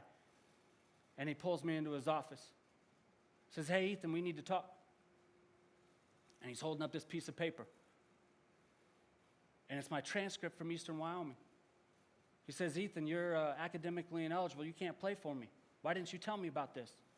And I give it and then say, Coach, man, I'm sorry. I didn't think it would follow me. And he goes, you know the rules. You can't play. So what I'm going to do, I'm going to redshirt you. You're going to get a job. I want you to stay here. And I looked at Coach and I nod my head and say, okay, Coach, I got you, no problem. But what I didn't tell you was I didn't choose Butte Junior College because of Coach. I chose it because it was located in Chico. Chico was the #2 party school in the nation at the time. So as soon as I left Coach's office, I didn't get my job, I didn't get my classes. I went straight to the liquor store, bought a bottle of vodka, started to drink and get drunk. Started to smoke weed again. Well, here I am in California, and I started doing Vicodins and Perks and Lexapro and Wellbutrin and anything I could get my hands on. And before I knew it, I'm doing ecstasy and coke in the middle of house parties and wondering what the heck just happened. My mom heard what was going on, and she said, Ethan, you need to come home because you're going to end up dead or in jail. Now, I normally don't do this with parent sessions, but I made it up in my mind that I was going to kill myself. I didn't want to go home and see my family. And I remember taking every drug that I could get my hands on, and I went to this rave. Next thing I know, I'm underneath this park bench, and I'm getting ready to jump in front of a train. And I pull out a wallet with a picture of my little baby brother, newborn. Never seen his face, never heard him cry. That picture of my little baby brother is the only reason why I survived that night. Now, I tell you this because my family has kept me alive all these days. So what do? I go home to Front Range, I get my grades up, and I'm starting to want to play basketball again, and I get another opportunity. The following year, I get an opportunity to go play at Metro State. Metro State says you need to pass one summer class. Can you do it? Yeah, no problem. I got you, Coach. I got cocky. I got arrogant. School's really easy for me when I'm not drunk or high. So what do? I start smoking weed on the way to school, and I get super paranoid when I'm high. So I don't go to class. I end up failing out of Metro before I even get to enroll at Metro because I got a D in cultural anthropology, and I was academically ineligible to play for Metro. Fast forward, they end up winning the national championship game in 2002, and I'm not even a part of the team because I couldn't get my grades. So what do? I go home to Front Range Community College. I go home, I sober up, I get my grades, I'm doing everything I'm supposed to be doing, and I get a call from a bigger school. Hey, Ethan, come play at UNC. Okay, cool. I get to UNC, guess what I do? I don't drink, I don't smoke, I don't party. I do everything I can to be a part of this program, and I'm working my tail off, and I'm doing two-a-days, and I'm doing point guard drills, shooting guard drills. I'm doing everything I can to be a part of this program until I hit a roadblock. You see, Coach didn't want me pulling up from half court. This wasn't the NBA back then. He said, Ethan, you need to be a point guard. You either change your ways or you're not going to play. Well, my attitude and ego took over, and I said, man, if you guys don't want me here to be the best player, I'm going to give up and quit. So what do? I go back to drinking. But now my drinking's even worse than it was at my last couple schools, so I'm sitting in 17B, Lawrence and Hall, and I'm drinking a fifth every night, and before I realized it, I end up failing out of UNC by the end of second semester with a .43 GPA, .43. I'm academically ineligible. I can't go back. I don't want to go back, so what do? I call my mom and dad, say, Mom, Dad, I need to come home and get my grades up. So here I am at Front Range Community College, and I'm living with my parents, and everything's going good. I'm trying to get my grades up, and I get invited to a house party, just like some of your kids are going to get invited to. Now, I want you guys to close your eyes for the next couple minutes. I normally don't do this with parents, but I want you guys to understand. Think about your students, your kids. Think about them going to these house parties that they're going to get invited to next year. Some of them have probably already been invited. Now, while you're doing this process, think about how you were growing up and all the house parties and events that you got invited to. Now, think about your family. Little kids, brothers, sisters, aunts, uncles, grandparents, your parents. Think about those times when you made them proud when you were growing up. And they're so happy. And they're hugging on you and they just love you. Now think of a man named Bill. Bill's 57 years old. Bill's been married to the same woman for over 30 years. They have a daughter together who ends up having 2 grandchildren. Now, Bill's retired and he's out stargazing one night in his white Oldsmobile and he's just thinking about how precious his life is. Now, I want you to think about one of your kids that gets invited to this house party, or one of the house parties you guys were as a kid. You see one of your friends drinking and they're starting to act a little off, and you go to talk to them, but they get sidetracked. And you go looking for them and you can't find them about 10 minutes later. Now, Bill's heading home and he's thinking about his wife and his daughter and his grandkids. And all of a sudden, wham! Open them.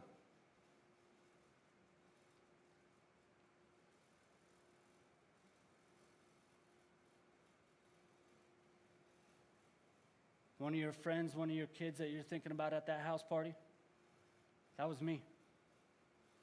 I got invited to a house party. I drank wine for the first time.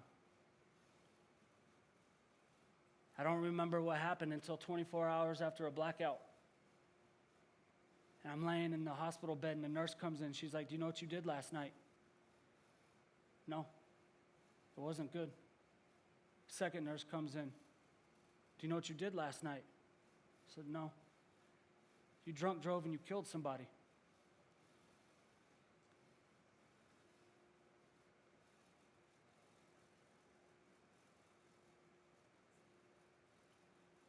That's Bill's car.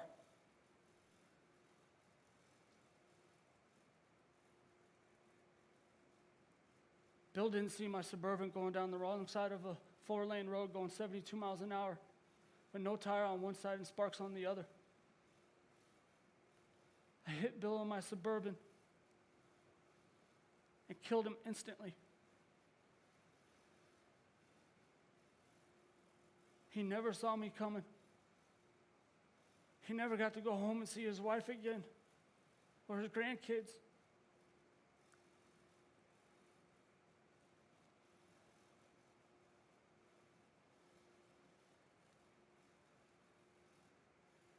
I've given this speech hundreds of thousands of times. Some days I can't cry, some days I just lose it. This can happen to any one of you. It could be the first time you drink. It could be the 100th time you drink. How many of you went to a Super Bowl party? How many people drove home after that after having a couple beers? How many people go out to events at the Pepsi Center or Elton John last night and they didn't take an Uber, but they drove home? This doesn't just happen to your kids. This happens to adults, and it actually happens at a more alarming rate. Adults account for 75% of the DUI vehicular homicides in this country. So you guys are the ones that it's happening to. Now, I spend every waking moment trying to prevent students from going through what I did, because every 53 minutes somebody's killed by a drunk driver in this country. And to make it even scarier, every 15 minutes somebody's killed by a drunk driver, a distracted driver, or a drug driver. So that means 4 more people have been killed by the time I'm done with this speech. And this is all stuff that could have been prevented.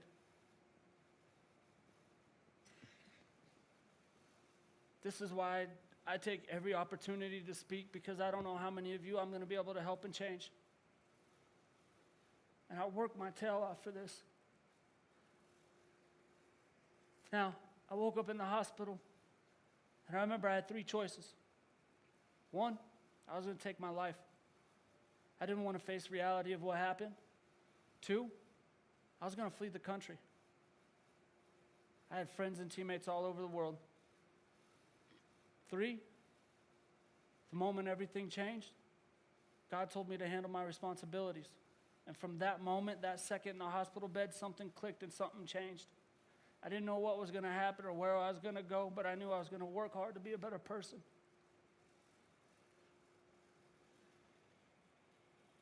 So I've gone through the prison sentence that she was talking about. I spent 3 years inside of those cells. I spent another 5 years in the halfway house and on ISP, and I spent another 2.5 years on parole. I spent almost 11 years in the system, being told when and where I could go, who I could talk to, who I could associate with. I couldn't even eat lunch at the same table with certain inmates because they thought it was a gang security threat. You wore the same boots and greens every day for 3 years. Now, while I was locked up inside, I had nothing but time to think. And I spent every waking moment thinking about what I was going to do with my future. I volunteered for the military DOC boot camp. I volunteered to be a firefighter. I even took college courses from Adams State. I did everything I could in those prison cells. I started to write business plans because I had nothing else to do. So I read every entrepreneur magazine in the library, and I kept reading and doing everything I could to plan. And while I was in those prison cells, I said, I'm going to go back to college, and I'm going to prove every single person wrong. Because you're going to have doubters and naysayers and all these people telling you can't succeed from going from prison to a regular life. And I put this slide, this is my favorite slide when I speak, and I'm not going to do it because I got a good microphone today instead of Monday. When I feel like the Hulk, that's this desire slide for me. You guys seen the Hulk, right? Well, when you get out of prison after being locked up and eating the same food every single day, and you can eat Mickey D's, and you're at the halfway house, like you have this, what they call this penitentiary glow. And you get out of prison, you're just like, whoo, I can do whatever I want. There's a stoplight, there's a stop sign, I gotta stop, but man, this is so cool, I'm free, and I'm going to destroy every person that tries to stop me from doing what I'm about to do. Because I made up my mind in those 3 years in that prison cell that I was gonna do everything I could to go back to school and prove every doubter wrong.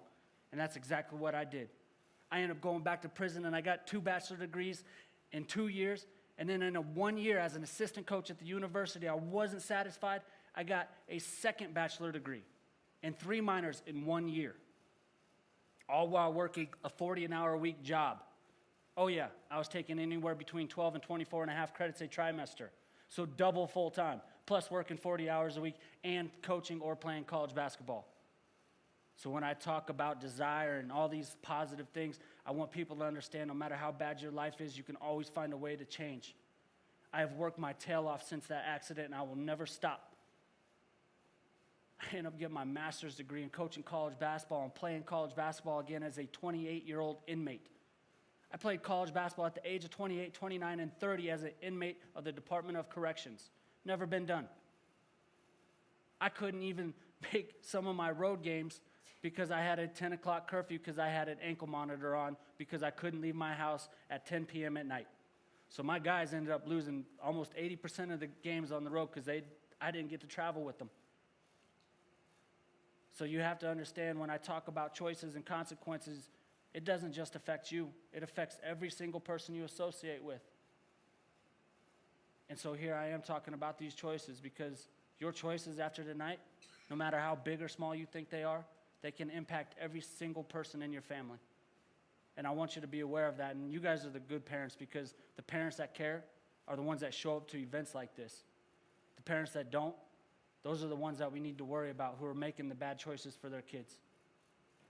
Now, this is a little bit different from my ending, and I want to cut it because I don't want to keep you guys here all night. But these are my 5 keys that I've given to your students. These are the 5 keys that I've lived by every single day in my life since those prison cells. Number 1, accountability. I hold myself accountable for every single decision I make. I will never, ever blame anybody for getting me drunk or getting me high. I did that. I can't blame any of the people at the house party I was at. I made that decision.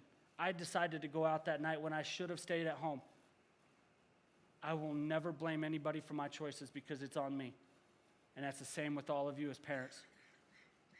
If you were 5 minutes late because you didn't get your kids up on time, that's your fault. I know kids are a pain in the butt, but you got to hold yourself accountable. I know I was the biggest pain, so you guys probably have it easy compared to what my parents had. But number 2, set goals. I don't care if they're gigantic or small or in between. You write down goals, and I promise you, if you see them every single day, you can accomplish them. Like I tell the students, I've got 5 goal boards in my office. I've got daily goals, I got weekly goals, I got monthly goals, and then I've got year-long goals on this board, and then I have a whole entire whiteboard wall where I've got goals for the next 20 years of my life. I write them down every single day so that I know what I'm doing. 3, The whole entire speech and everything that I do is on choices and decisions. Because all of you are faced with them. Every single person in this room is faced with a choice. What are you going to do with that? And that's why I challenge your students at the schools, and I challenge students at high schools and colleges to make better choices and decisions, because it can happen to any one of you. Now, number 4, perseverance. You guys have had to persevere as parents. Being a parent is not easy. It is rough. And I know firsthand from all the pain and trauma I caused my parents. Like, you guys are strong people. You guys have persevered to get to this moment. So what I want kids to understand is that it's never going to be easy. You're going to have people telling you no. You're going to have people saying that you can't do something. They have to find something inside that's going to make them persevere. For me, it was desire. I will never stop trying to achieve my goals because of that. Now, my last one, faith. I don't care what religion or spiritual background you believe in, anything or nothing. But if you have faith in the choices and decisions that you make, nobody's going to stop you. Like, I have complete faith that this is my purpose, and why I'm supposed to be here today is because this job. I've turned down 7 college coaching jobs to do this because I care so much about this speech, because I get thousands of letters from kids. Like, that's only one that you got. I get thousands of letters from students saying I changed their life, or I saved their life, or they feel like they can accomplish something. That's why I do this. This is why I work so hard at this craft. And just to make it a little joke about the end, I took interpersonal communications online, a speech class, online, so I wouldn't have to talk to people. Like, I'm not joking. If you wouldn't have said anything, I'd still be sitting in the back corner because I don't like to be around people. I have social anxiety. So I work my tail off to be a part of this because I know I'm impacting lives. So now I want to leave you guys with these images, because these are the things I want you to remember. Because all it takes is one bad decision, one bad choice, to live with lifelong consequences. Thank you.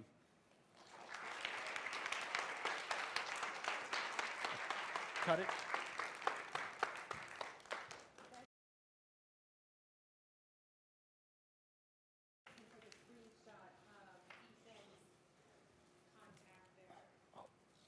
Here you are. Thank you so much, Ethan. Thank you.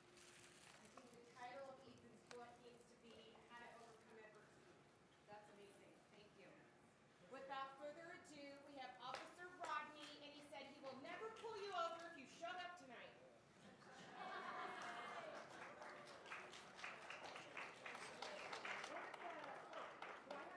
I do, sorry. Okay, Officer Rodney, thank you for being here. We have a present for you too. Don't leave without it.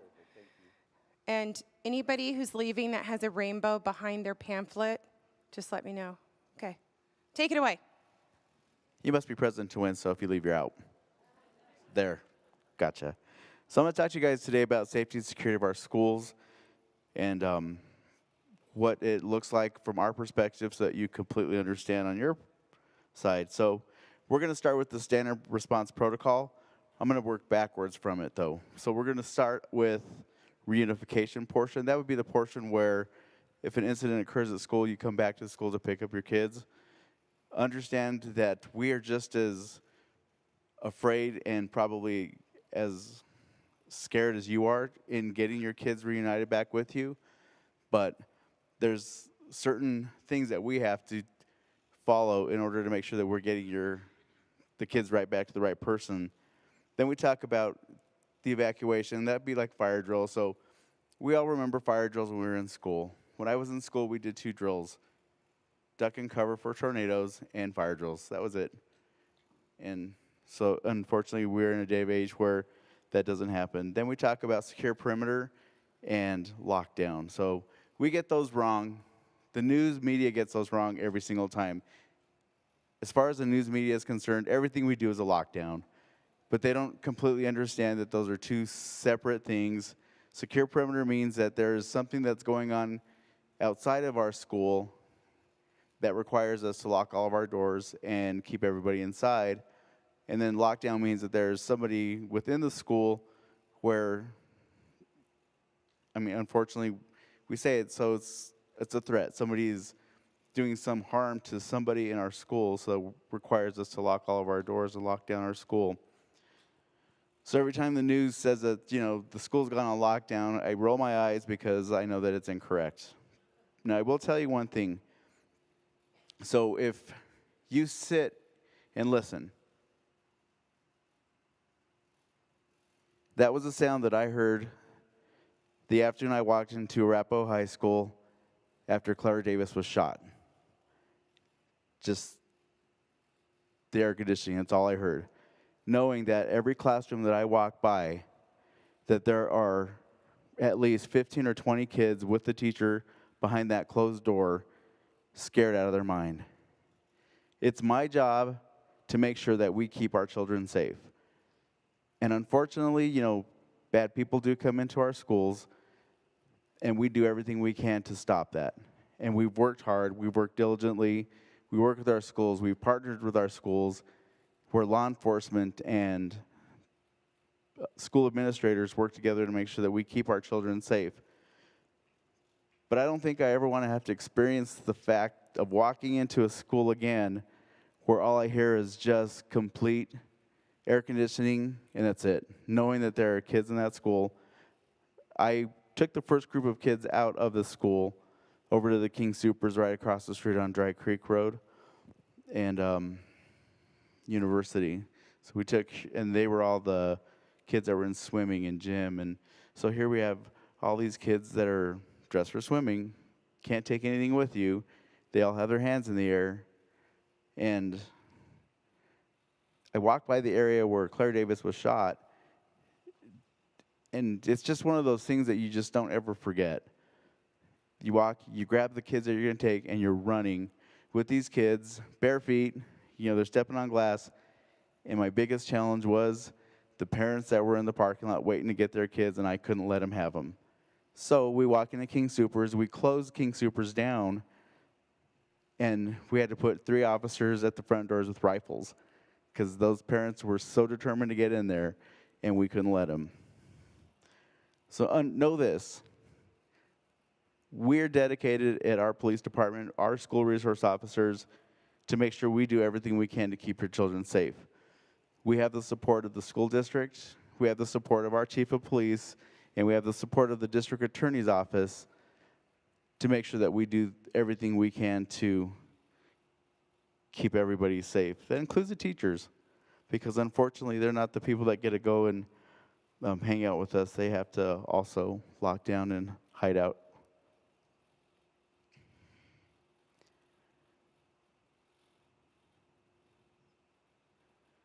The other thing that we've numbered the doors. Part of our standard response protocols, we numbered our doors. I was at West Middle School for 4.5 years, maybe. I had the big, huge signs that say door 1, door 2, all the way around the school made, because when we first talked about it, I figured, let's be proactive and let's start it, which I'm glad I did, because the school district's numbers that are probably as big as my phone, when you're driving up to that, I'm like, all right, well, they at least tried. So I figured it was the only thing I couldn't get him to do is make him reflective. Then I want to talk a little bit also to you guys about Safe to Tell. Safe to Tell is something that has really kicked off quite a bit this school year, and it's something that I think is an enhancement to the care line that we used to have, because it truly is an anonymous way for kids to report stuff.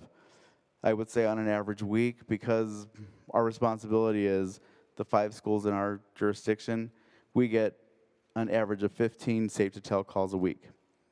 How that works is if a Safe to Tell comes in after school hours, our dispatch center is notified of that Safe to Tell as well. They go into Power School, they check out where the student lives, send which jurisdiction needs to go and respond, and then off we go. We check, we make sure that we're following the Safe to Tell, and then everybody types in the disposition what's going on. So that's how that works. The thing that we thought we were going to have was an increase of just kids making stuff up about other kids, and those are going through. Safe to Tell monitors all that, so they're able to kind of ask probing questions that eliminate a lot of the false reporting, so to speak. So that's kind of good in that sense, and they move along stuff that is is important or critical that we need to follow through. Some of the other things that we don't follow through, we can handle on the next school day, and that would be like somebody being pushed on the playground, or it could be a variety of things, but we assess all those all the time, and we're constantly working. In fact, I was up till about 11 o'clock last night dealing with an issue at our high school, and 6:30 this morning just picked it up and went with it right away. So that's our school officers. We're dedicated. For the most part, we are dedicated. There's a few of us that are not quite as dedicated, but they can call me anytime. Your administrators at your school, West Middle School, and now over at the high school, have my personal cell phone number. They have my home phone number. They have email address, my personal email address. They can get a hold of me if they need to get a hold of me, because I'm that dedicated to make sure that we keep everybody safe. I miss West, I really do. Maybe one day I'll come back, we'll see. But I'm at the high school, that's where I'm at because of the enrollment there. But I want to open it up for questions. I know that you guys may or may not have questions.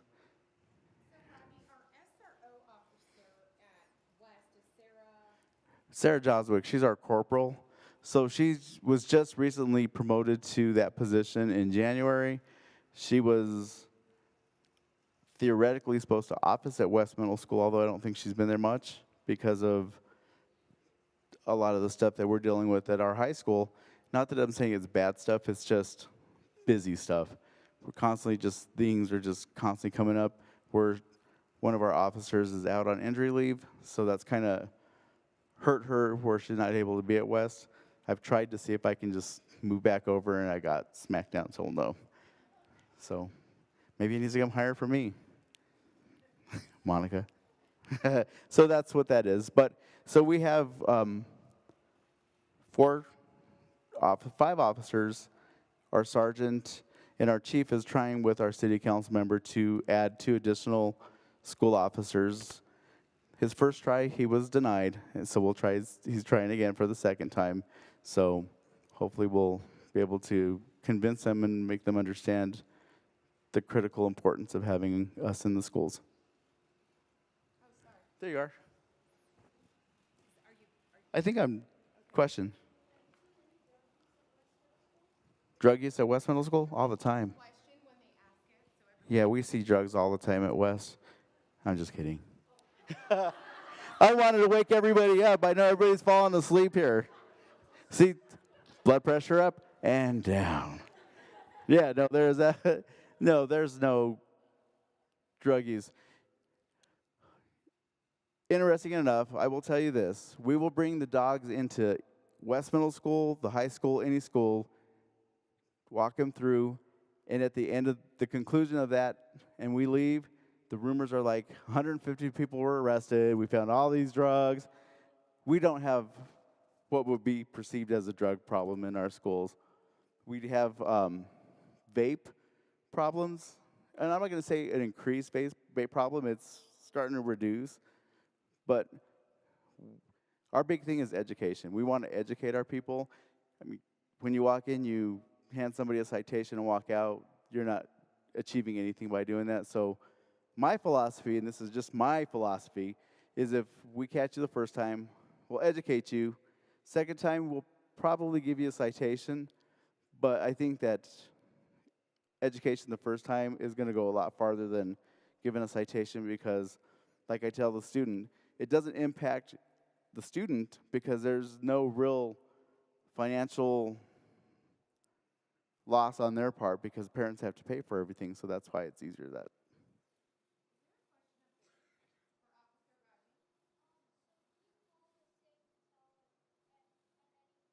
Anytime. They're open 24 hours a day, 7 days a week. Yep, and there's also an app for your phone if you need it for your phone.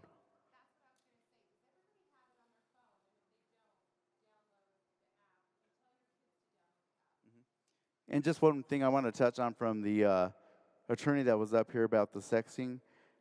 The 18th Judicial has a program that they utilize about the sexting thing. So we believe in education. We don't believe in coming after your kids with a felony, because they finally have realized and moved the law up to today's day and age, the electronic uses, remember that that law was designed a long time ago for an actual true person that was looking for child pornography.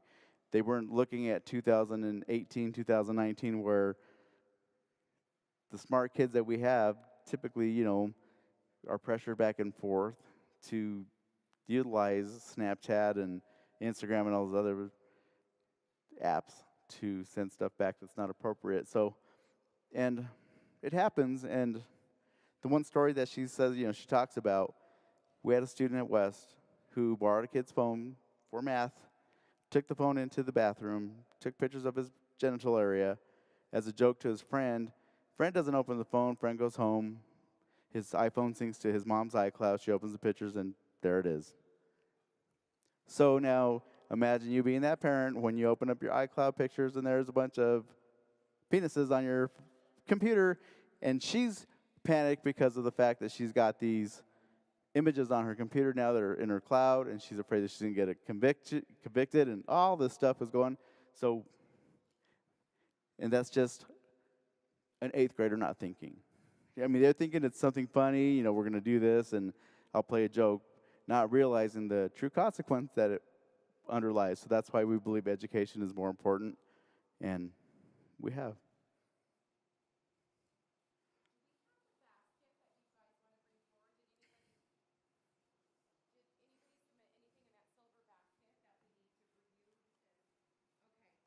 Let's see what's going on.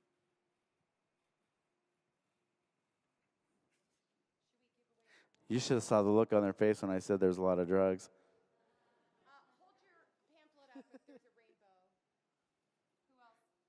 Okay, 1, 2, 3, 4, 5. Oh, some people left without claiming prizes. Are you guys going to stay, or do you want you're going to stay, right? Okay, good. It's all about staying for the prizes. Okay, so let's see who this question is for. If kids put marijuana into the Juul, does it have an odor? The marijuana. Yes. Yes. Still smells like marijuana. Are odorless, correct?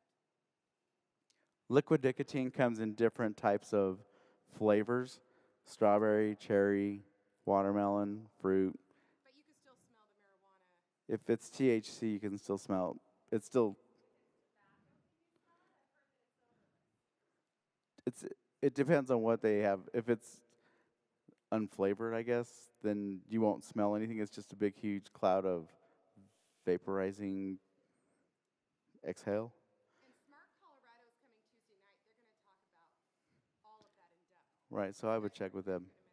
But understand that THC is not an odorless, colorless. It's brown, or like a brown liquid in color. So if you see a vape pen that has kind of the brown tannish look, all you gotta do is just put your nose up to it and smell it, and you'll smell it right away. This is probably for you as well, since our attorney has left a Smells like a skunk. Officer Ruddy. So what is the liability if your kids and friends sneak the alcohol in the home?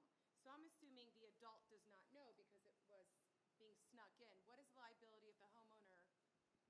There's no liability on the homeowner if it's snuck in.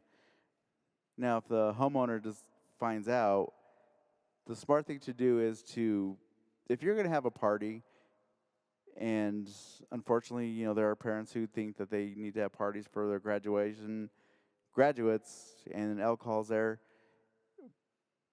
they will typically keep the kids at their house, take their keys away from them, and they drink. Under the law says that there are 4 reasons how a minor can drink lawfully. One is in their parents' home, under their parents' supervision, religious reasons, law, or international law, and I'm sorry, no, it must only be 3. It's just the 3. Yeah, those are the only. So there's 3 reasons. So, and people always understand that your child can lawfully drink in your own home. It can't be at grandma's house. It has to be in their own home, and of course you can't get your child inebriated either because that's child abuse. So. But that's your child. It's not like. Yeah, no. If you have a party at your house and you let everybody party, drink it up, and they all jump in the car and off they go, and then they get into a car accident, well, of course, the liability comes on you because you're the parent. you're the person who provided the alcohol, if you knew about it. Always understand that the law says intent. They're looking for intent. So if your intent was to get everybody drunk and have a party, then you're going to be held to that standard of intent. Do we have any other questions? Because those two were in the backup, but you could raise your hand for anybody on our panel. Julie Maxey.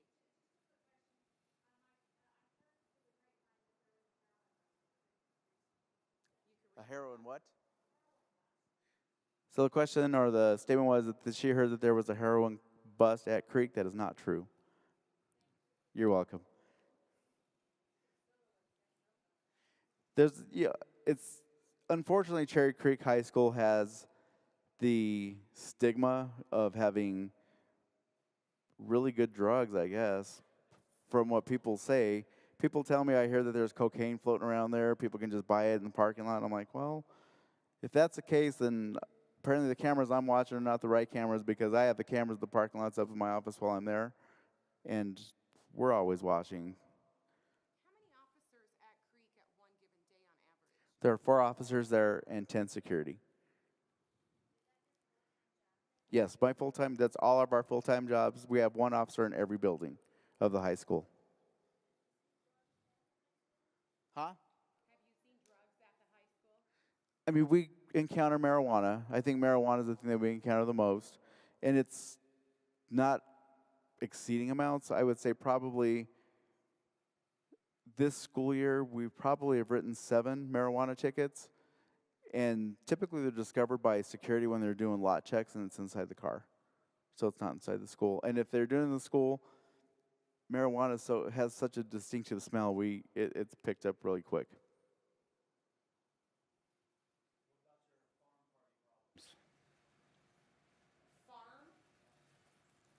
Farm party. Mm-hmm. Gosh, I don't know what that means. You don't know what that? Bam. So, so I spoke at Cherry Creek a couple years ago, and I had a individual come up to me after the speech, and she goes, "Do you know what a farm party is?" And I said, "I'm from Fort Collins," so my first thought was kegs out in the back. She goes, "No, pharmaceutical party." She goes, see? She goes, "All the students here at Cherry Creek go to parents' houses when they're not around, and they put all the empty pharmaceuticals, Vicodin Perks from their parents' houses, from those bottles, and they take handfuls." Then she looked at me and goes, "My twin sister died on me from a farm party 2 years ago."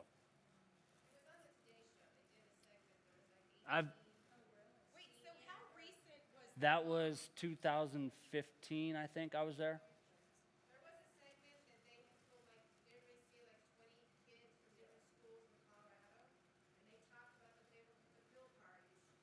Come in, you drop a fill, you pick a fill up. And that's when they did the Gatorade. Yeah, Magic drinks, there's a bunch of stuff they were talking about. I'd never heard of them until then, and it comes up all the time now.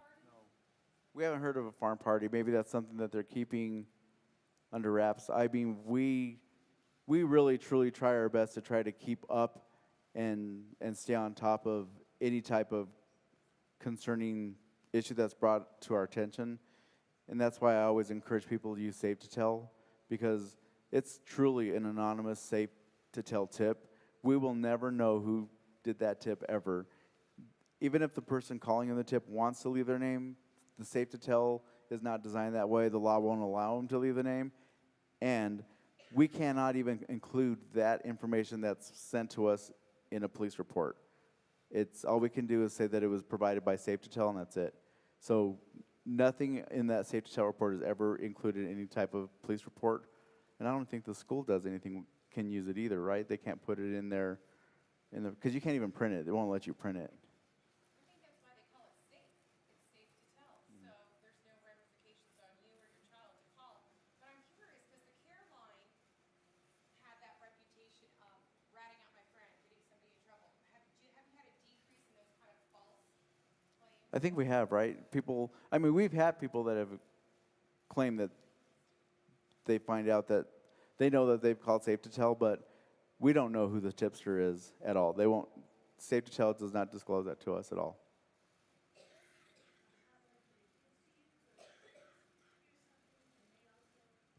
it could be utilized by parents or students, both.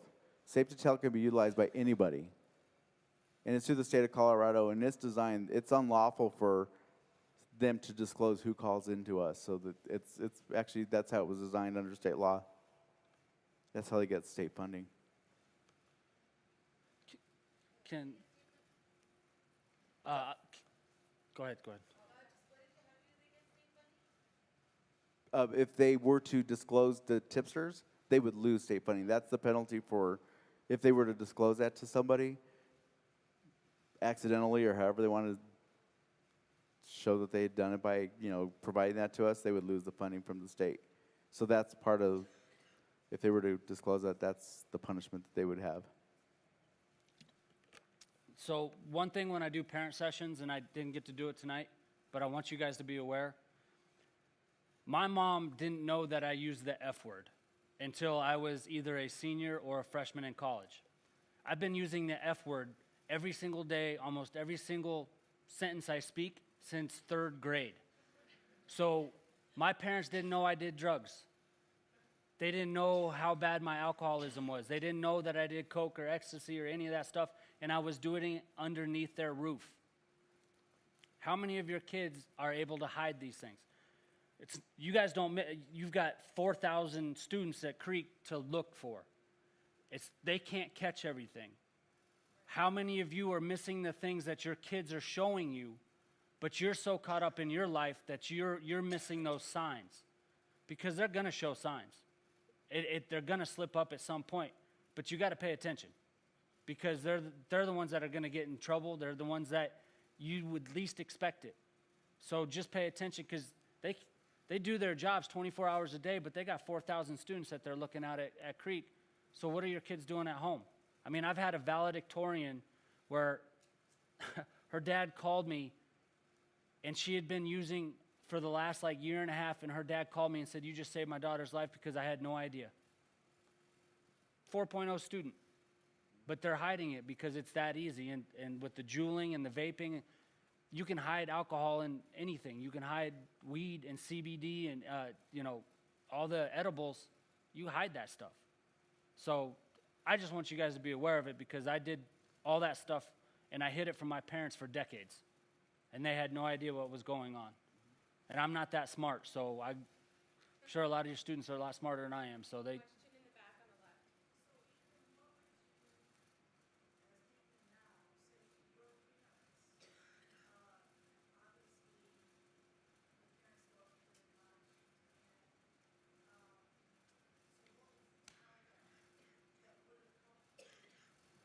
So one reason that I'm so open about all this stuff is I just want you to be aware of it.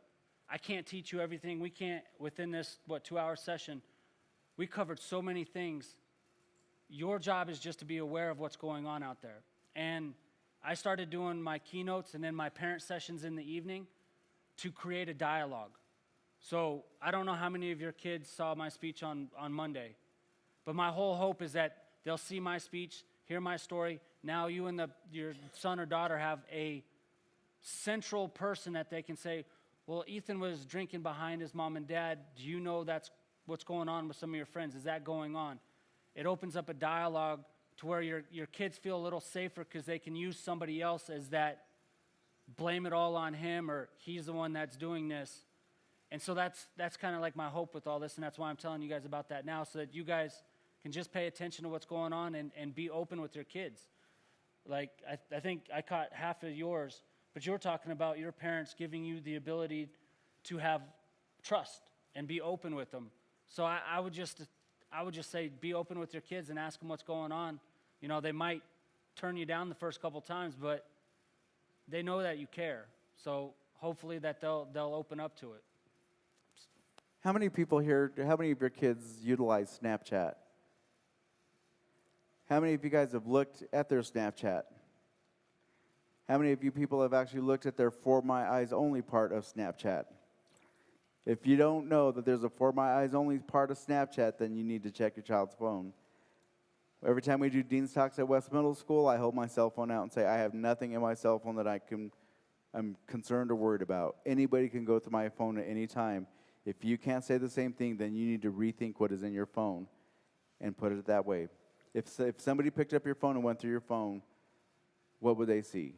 Put it at their level. Make them understand that your phone, I mean, it's an electronic device that is tracked, traced, and you can see anything. It's not gone. Just because it says it's gone, it's not gone ever. And we've downloaded phones where we see a lot of stuff, and parents are shocked when they find out stuff. Well, I keep on hearing my kids keep on talking about these anonymous apps, and I know that I try to tell them constantly that nothing's anonymous. They say, no, this one, really everything goes away forever, and all these new apps are coming out. I mean, I know that the newest one, I don't even know if it's new, but I've heard about it, is Lipsy, and they're talking about these kids use it, and supposedly it really is anonymous. Do you guys, I mean, is there such a thing? Nothing is anonymous. Nothing is ever anonymous. Just understand that. Everything leaves a footprint is what they call it. Everything has a footprint every time you do something. When you download a phone or you wipe a phone, we have people in our crime lab that do that. Everything is there. Their passwords, the last time they had the photo, how many times they opened the photo, where they sent the photo to, where it came from. So it's all there. So nothing is ever anonymous, ever.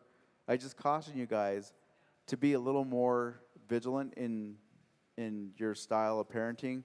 Keep an eye on your kids. There's really no reason for your child to take the phone in the bathroom, ever.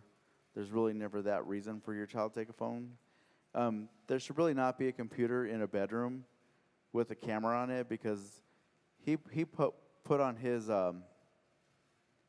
PowerPoint a website called Omegle, and that is probably one of the most volatile websites that any child can go to, because it's loaded with child predators.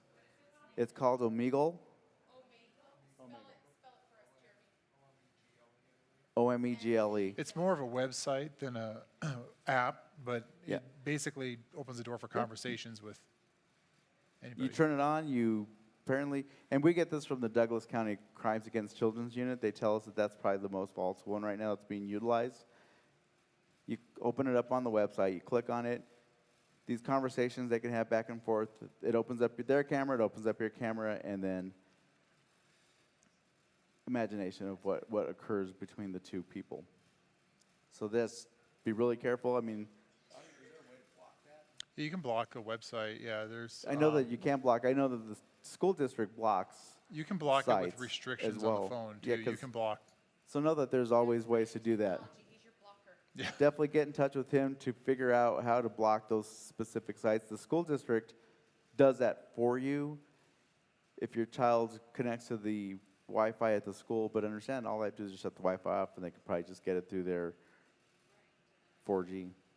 I mean, remember, everything that you know about your kids today, they're one step ahead of us, and they've already moved on to something new. So, and that's why we always try to just stay on top of it and do the best we can. And educate your child. The minute that they send, or the minute they say go, or whatever, once that picture's gone and they lose total control of it, there's nothing that we can do to help them with that at all. We have people that will send pictures, and they end up everywhere. And they can track it, and they can tell us the child exploitation place, the National Child Exploitation, they can track the photo, but they can't stop it. It's like a worm virus. It just goes and goes and goes and goes and goes and shares and share and share and share and share.